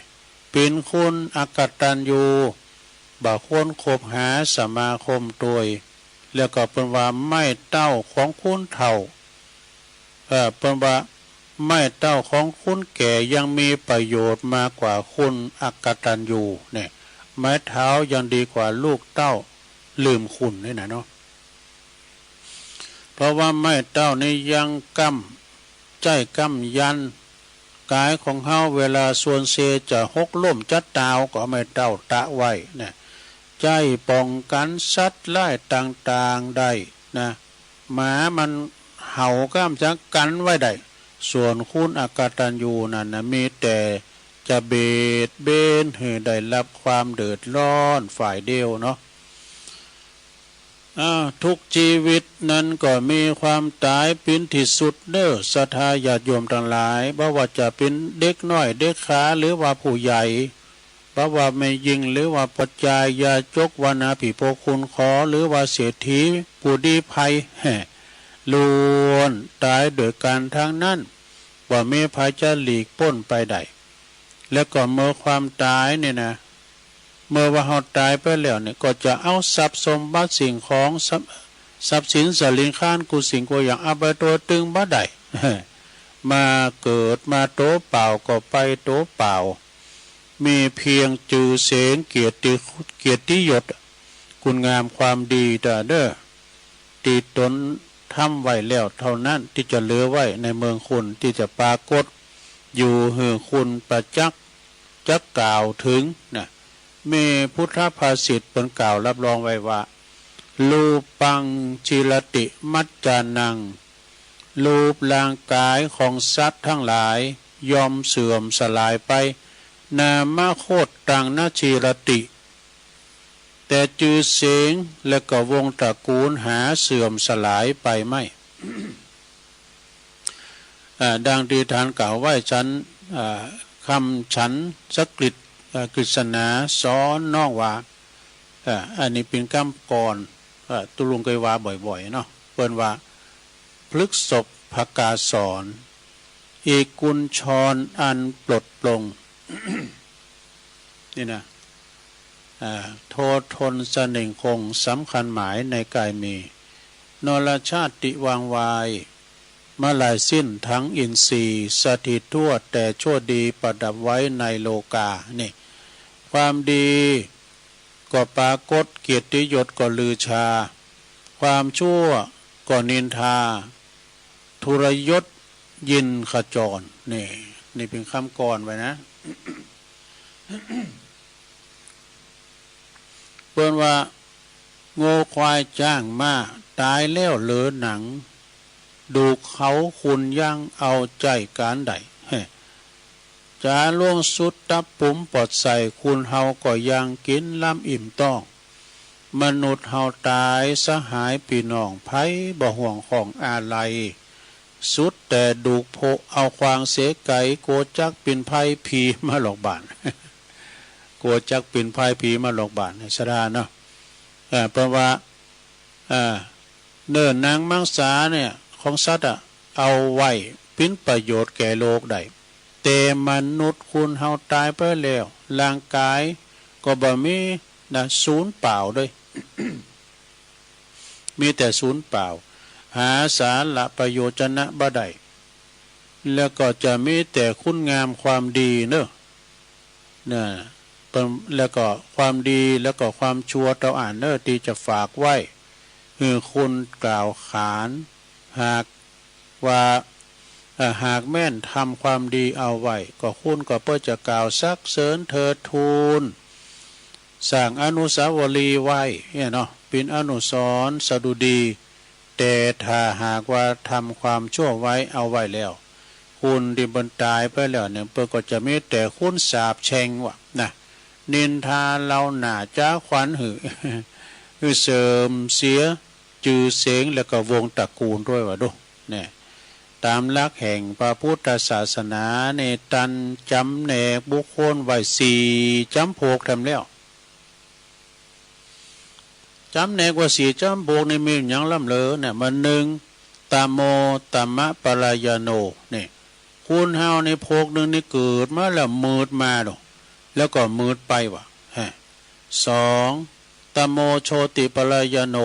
พวกที่มืดมาแล้วก็สว่างไปแจ้งไปเด้อเนาะมืดมาแล้วก็แจ้งไป3โชติปรายโนพวกที่สว่างมาแล้วก็สว่างไปเนี่ย4สุดท้ายโชติตมะปรายโนพวกที่สว่างมาแล้วก็มืดไป มันพิจารณาลองอธิบายข้อที่1จำพวกที่1คือมืดมาแล้วก็มืดไปนั้นก็เป็นอย่างไรบางคนนี่เกิดมาแล้วเนาะแต่อัตภาพมาเกิดเป็นคุณแล้วเป็นบุญแล้วนะมีกรรมติดโตมาแต่ตั้งแต่เกิดส่งผลให้ตกหลักกรรมลำบากนะในการหาเลี้ยงชีพอดมือกินมือการ่างกายก็ผสมประกอบพิกลพิการเกิดมาแล้วชีวิตเหมือนกับถูกสาปแช่งให้มาเกิดเนี่ย ก็ต้องประวัติต้องคอยขอทานจากผู้อื่นเช่นนี้เจอว่ามืดมาล่ะคือเกิดมาอัตภาพขัดสนอัตขัดขัดสนลำบากทั้งกายลำบากทั้งใจวะเมื่อเกิดมาแล้วก็ยังเป็นผู้ประมาทหลงไหลในอบายามุขหาเลี้ยงชีพโดยมิจฉาชีพบับฟักไฟในการทำคุณงามความดีแทนที่จะคิดว่าการที่เขาเกิดมาต้องลำบากตกหลักกรรมลำบากอย่างนี้นะบัดนี้เพราะว่าเฮาเนี่ยบ่ใส่ใจในการทำคุณงามความดีเอาไว้สร้างแต่กรรมบ่ดีทำแต่กรรมบ่ดีในการละก่อนมาเนี่ยผลกรรมนั้นก็จึงตามมาสนองต้องทุกข์ยากลำบากเช่นนี้แล้วก็จะพยายามเนาะทำแต่ความดีแก่ไขกับบาอันนี่กับทำแต่บาปอกุศล เอาบาปติดโตไปแถมอย่างเช่นนี้เปิ้นจือว่ามืดมาแล้วก็มืดไปเนี่ยพวกที่สองแล้วจำพวกที่สองนั่นก็คือพวกที่มืดมาแล้วก็สว่างไปก็ได้แก่คนที่เปิ้นเกิดมาแล้วเนี่ยซะนะเปิ้นเกิดมาแล้วนะเกิดมาบ่คือมาเกิดมาบ่ดีสักต่อใดได้รับแต่ความทุกข์ยากลำบากในการหาเลี้ยงชีพกับหู้ซึกโตได้ว่าเฮาเป็นเช่นนี้มันนั้นมันก็เพราะว่าเฮาเนี่ยผลของกรรมเนอะผลของกรรมชั่วที่มันติดตัวเฮามาได้ทำแล้วในการก่อนเฮาทำกรรมไว้ในการก่อนอย่ากันนั่นเลยไอ้ดอกเฮาพึงพยายามทำแต่คุณงามความดีเอาไว้นี่โดยการหาเลี้ยงชีพในทางที่ชอบประกอบแต่กรรมดีงามทำทานรักษาศีลเจริญเมตตาภาวนาเอาไว้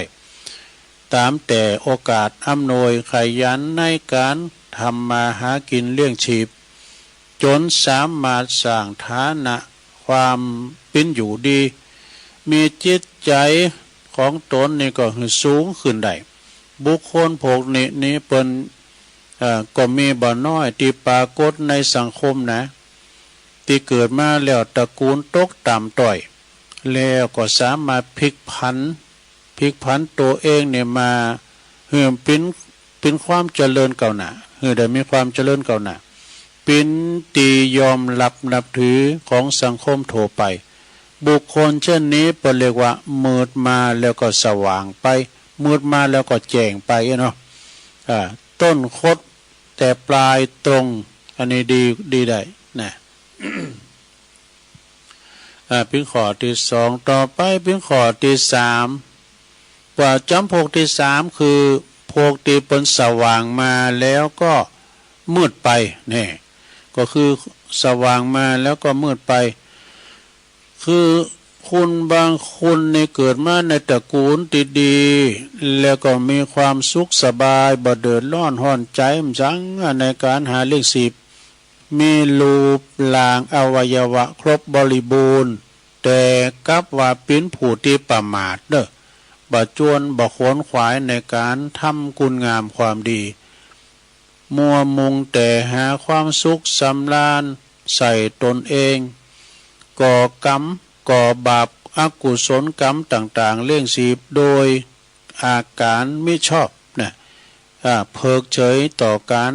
หืดตาลรักษาศีลแล้วก็เจริญเมตตาภาวนาแต่ทำแต่สิ่งที่ก่อหือจิตใจกระด่างกระเดืองหยาบจ้านะเมื่อว่าสิ้นชีวิตไปแล้วก็ยอมไปถึงเข้าถึงอบายภูมิคือนรกเปรตอสุรกายแล้วก็สัตตลิสารเป็นต้นบุคคลเช่นนี้เปิ้นเรียกว่า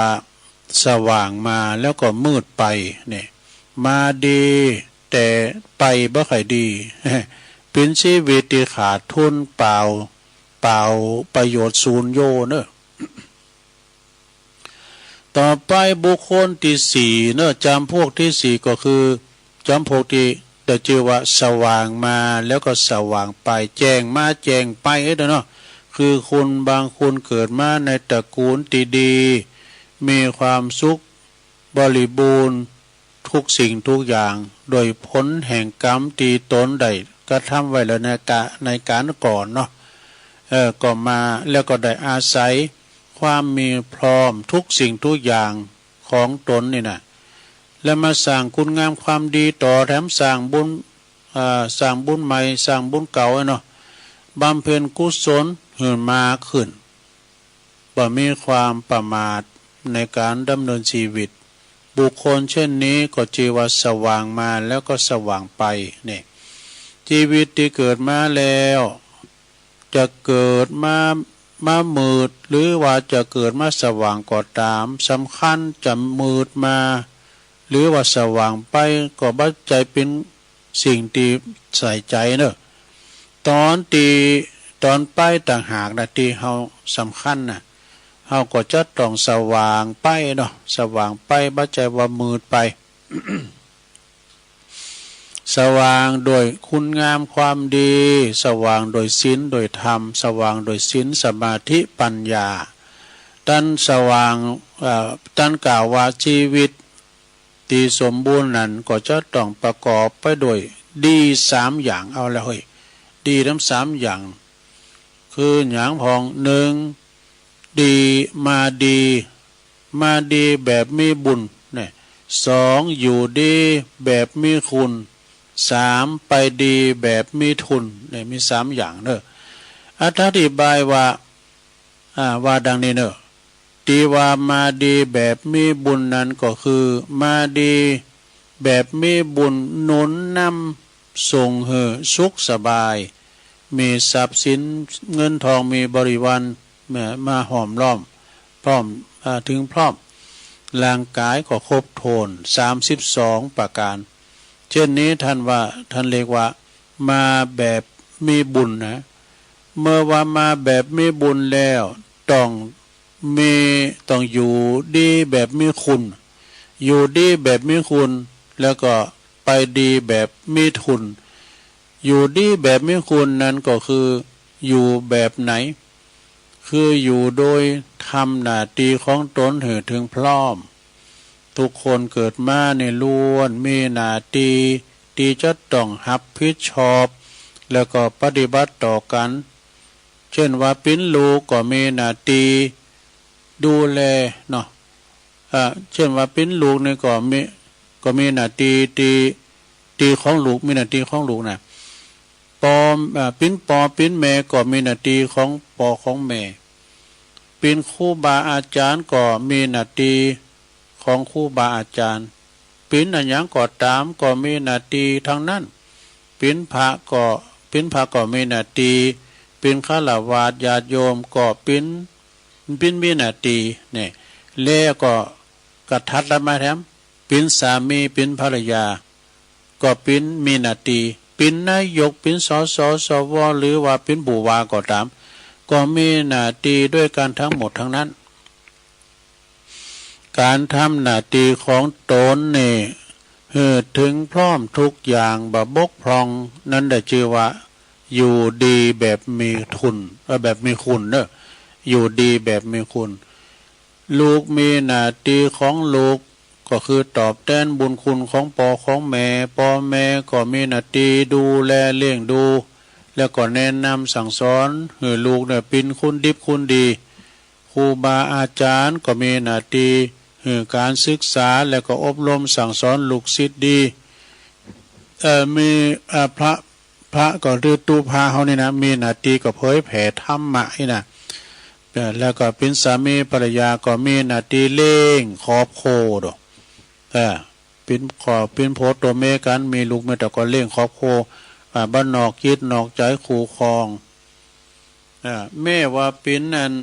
นายกก่อตามเป็นสสเป็นสจเป็นผู้ว่าก็มีหน้าที่ก็คือการบริหารชุมชนบริหารประเทศชาติเจริญรุ่งเรืองเนี่ยนะผู้ที่มีหน้าที่ของตนบริสุทธิ์บริบูรณ์ถูกต้องบ่ขาดตกบกพร่องแต่อย่างใดก็ยอมได้ชื่อว่าเป็นผู้ที่อยู่ดีแบบมีคุณคืออยู่แบบมีคุณก็คือคุณงามความดีนั่นเองนะเมื่อว่าเฮามาดีแบบมีบุญแล้วอยู่ดีแบบมีคุณแล้วเพื่อให้ชีวิตสมบูรณ์ขึ้นยิ่งขึ้นก็คือเวลาไปต้องไปแบบมีทุนเนี่ยทุนในตีนี้ก็คือหมายถึงว่าบุญกุศลความตายเป็นสิ่งตีบ้านแน่นอนเป็นของตีบ้านมีนิมิตบ่มีเครื่องหมายหัวลวงหน้านะจะตายเมื่อใดก็ได้ฉะนั้นเฮาก็ควรที่จะเตรียมตัวไว้ก่อนตายบ่หืออันก็คือหมายความว่าถึงพร้อมก่อนมีความ มีความตายมาถึงเมื่อมีความตายมาถึงเขาก็บ่เดือดร้อนเพราะว่าเขาได้ทำคุณงามความดีโดยดีบ่เพิกเฉยต่อการทำความดีดุจผู้ที่มีผู้ที่จะเดินทางไปไกลเนาะเปิ้นเปรียบเหมือนว่าเหมือนกับผู้ที่บ่จะเที่ยวทางไปไกลจัดเตรียมสเสบียงอันพร้อมจัดเตรียมสเสบียงของกินอันพร้อมแล้วก็พร้อมที่จะเดินทางได้ตลอดเวลาบัพภาวะภวังบัพภาวะภวงกับสิ่งอันใดสิ่งใดสิ่งหนึ่งอีกในการเดว่าไปสู่ปรโลกไปหนานี้เปรียบเมื่อเพราะว่าเปรียบได้กับการเดินทางไกลเนี่ยเขาจะเดินทางไปสู่โลกหน้านี้เขาจะเดินทางไกลนะเพราะว่านะ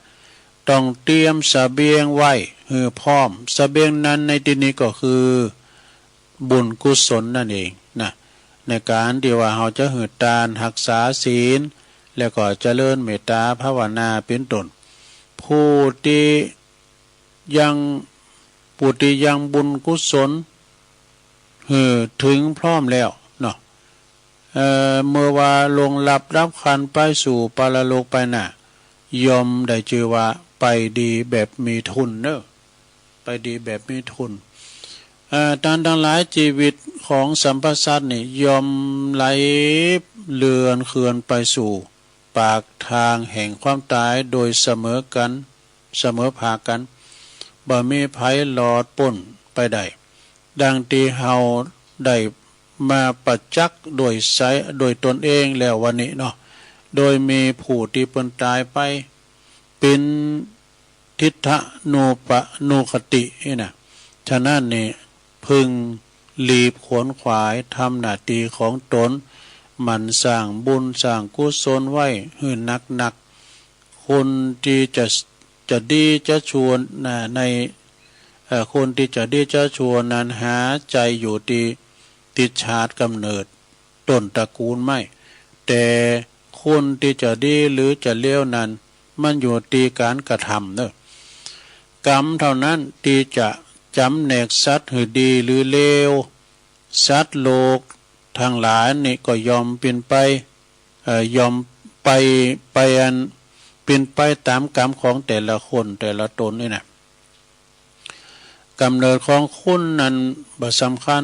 คัญก็ที่เกิดมาแล้วนี่จะทำคุณงามความดีหนักน้อยแค่ไหนเท่านั้นเองนะจะสว่างมาหรือว่าจะมืดไปก็ตามแต่ตอนที่จะไปนั้นหือแจ้งไปนั้นหือสว่างไปเนาะเกิดมาจะมีบุญหรือจะบ่มีหรือบ่สำคัญแต่เกิดมาแล้วเขาก็จะต้องทำคุณงามความดีทำคุณแล้วก็ต้องทำแบบมีทุนด้วยแบบมีทุนให้หนักที่สุดการทำบุญทำความดีนั้นก็พึงทำบ่อยๆแม้ว่าจะเป็นความเล็กๆน้อยๆความดีเล็กๆน้อยๆหากว่าเฮาทำบ่อยๆนะเฮาทำเจอบุญนั้นก็จะมาขึ้นมาเลยดุจภาชนะเปล่าปิดเปิดหงายเนาะเปิดหงายในทำกลางแจ้งในกลางแจ้งเมื่อว่าฝนตกลงมาตัวน้อยก็ยังติมมันภาชนะนั้นได้ฉันได้การทำดีนั้นก็ดุจเดียวกันให้มันทำไปบ่อยๆจนว่าเกิดเป็นนิสัยอย่าลืมว่ามีเพียงคุณงามความดีเท่านั้นที่จะติดตามเฮาไปเกื้อกูลเฮาไป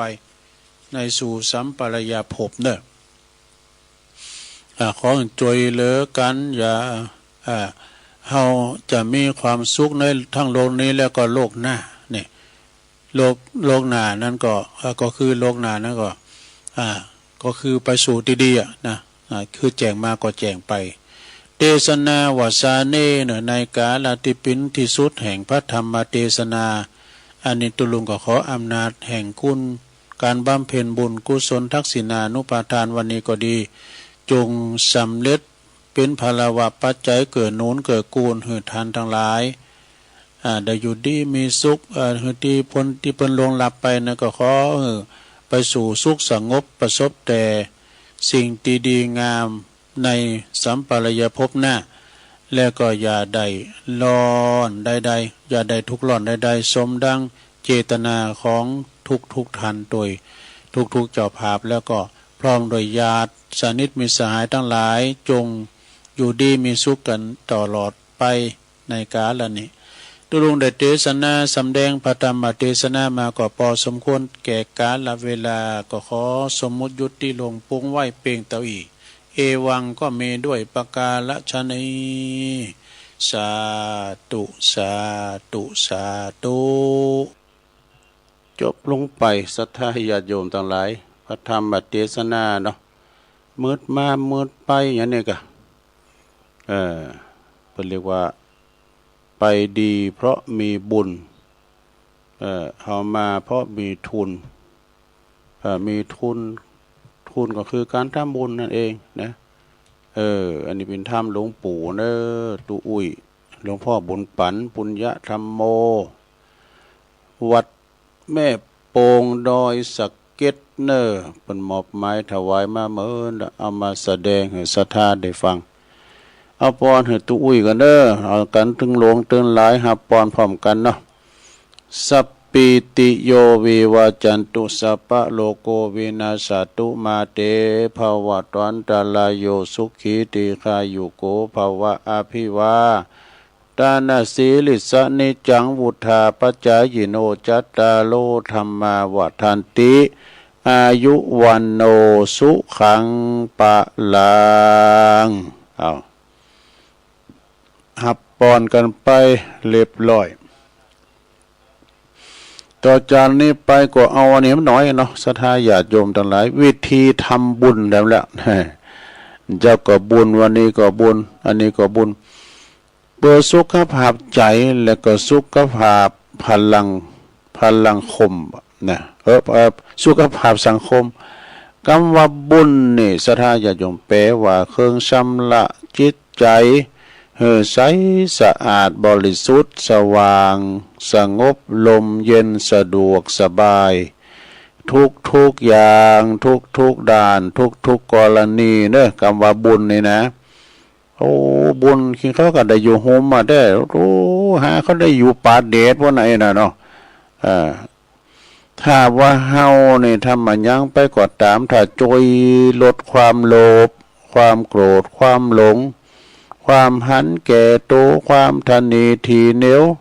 อารมณ์ความโศกเศร้าเงามองลุ่งใดแล้วก็ทำให้จิตใจน่ะอิ่มเอิบแช่มชื่นเบิกบานยิ่งขึ้นแล้วก็ให้ประโยชน์ต่อคนอื่นโดยอย่างนี้เปิ้นเรียกว่าเป็นบุญเนอะนี่เป็นบุญกุศลเนอะศรัทธาญาติโยมทั้งหลายเพิ่นว่าจะทำอย่างใดถ้าเฮาบ่มีเวลาเข้าวัดเข้าว่าทำบุญโตปืดผ้าออกโหหนึ่งเข้าเป่าไฟกินข้าว แล้วก็ไปการนั่นแหละ ก็จะได้วัดก็อยู่ไกลก็ไม่ได้เข้าไปวัดเนี่ย เบิ่งว่าก็พิจารณาเพราะว่าหนึ่งถ้าเฮายังมีเวลาหายใจน่ะเนี่ยก็อย่าโหงว่าจะบ่มีเวลาทำบุญเพราะว่าบุญนั้นเฮาทำได้ทุกเวลาแล้วก็ทุกสถานที่นี่แล้วก็สองถ้าหายใจเข้าก็เพราะว่าถ้าเฮาหายใจหือปิ้นนะหายใจจางเหรอถ้าว่าเฮาหายใจหือปิ้นเช่นหูจักใจลมหายใจสะกดกันความโกรธความโกรธคลายความ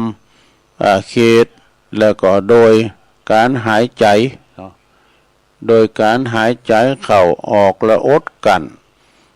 สกัดความโกรธความเกลียดความโมโหโทโสหายใจเข้าลึกๆนะเนาะ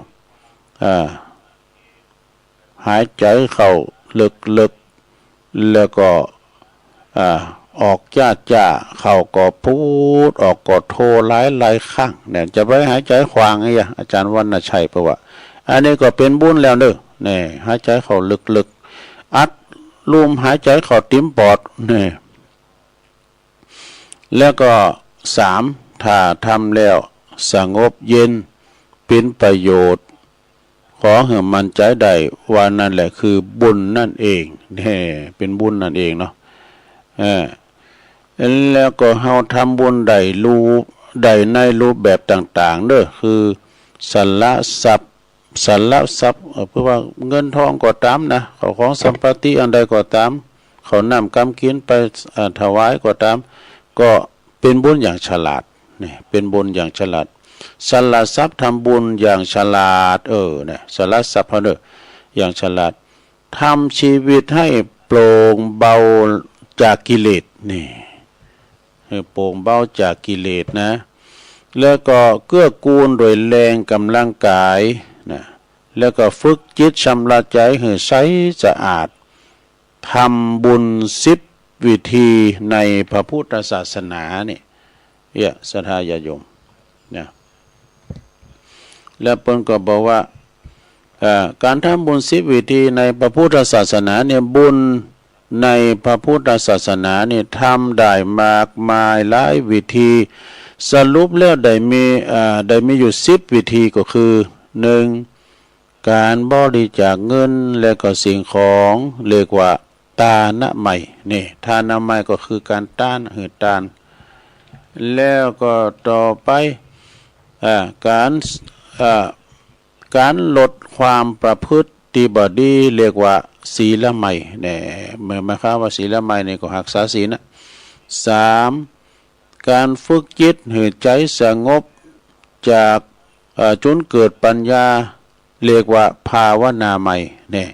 ภาวนาใหม่เด้อ 4. การสันละแรงกายช่วยเหลือคนอื่นหรือว่าส่วนร่วมเรียกว่าวิยาวัจจะใหม่ค้นคว้าช่วยเหลือเปิ้นมีการไม่งานนี่นะวิยาวัจจะใหม่ 5. ความสภาพอ่อนน้อมนะความสภาพอ่อนน้อมถ่อมตนเรียกว่าอัปปัจจายนะใหม่นี่ข้อที่ 6ความยินดีในการทำความดีของผู้อื่นเรียกว่าปัตตานุโมทนาใหม่ยกมือสาธุนะปัตตานุโมทนาใหม่บุญสำเร็จโดยการอนุโมทนาซึ่งส่วนบุญนี่นะ 7. การเผื่อแผ่ความดีให้ผู้อื่นได้รับส่วนรวมหรือว่าได้รับส่วนบุญเรียกว่าปฏิทานนะใหม่เนี่ยปฏิทานนะใหม่เนี่ยเริ่ม3ข้อลงข้อที่ 8การฟังธรรมะแล้วก็ศึกษาข้อคิดที่ดีงามก็เรียกว่าธรรมสวนาใหม่นี่การฟังธรรมก็ได้บุญนะลูก9การให้ธรรมะหรือว่าข้อคิดที่ดีงามแก่ผู้อื่นเปิ้นเรียกว่าธรรมเทศนาใหม่นี่แล้วก็สุดท้ายเนี่ย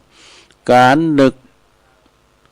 กคิดในทางที่ถูกที่ดีที่งามเรียกว่าทิฏฐุชุกรรมนี่นะ10ข้อด้วยกันเด้อสาธุเด้ออันนี้เป็นหนังสือที่มาจากนานาสาระคำสอนฉบับสมบูรณ์รวบรวมและก็เรียบเรียงโดยพระครูอาจารย์ศรีนวลแก้วสุขเน้อจากน้ำดิบน้อย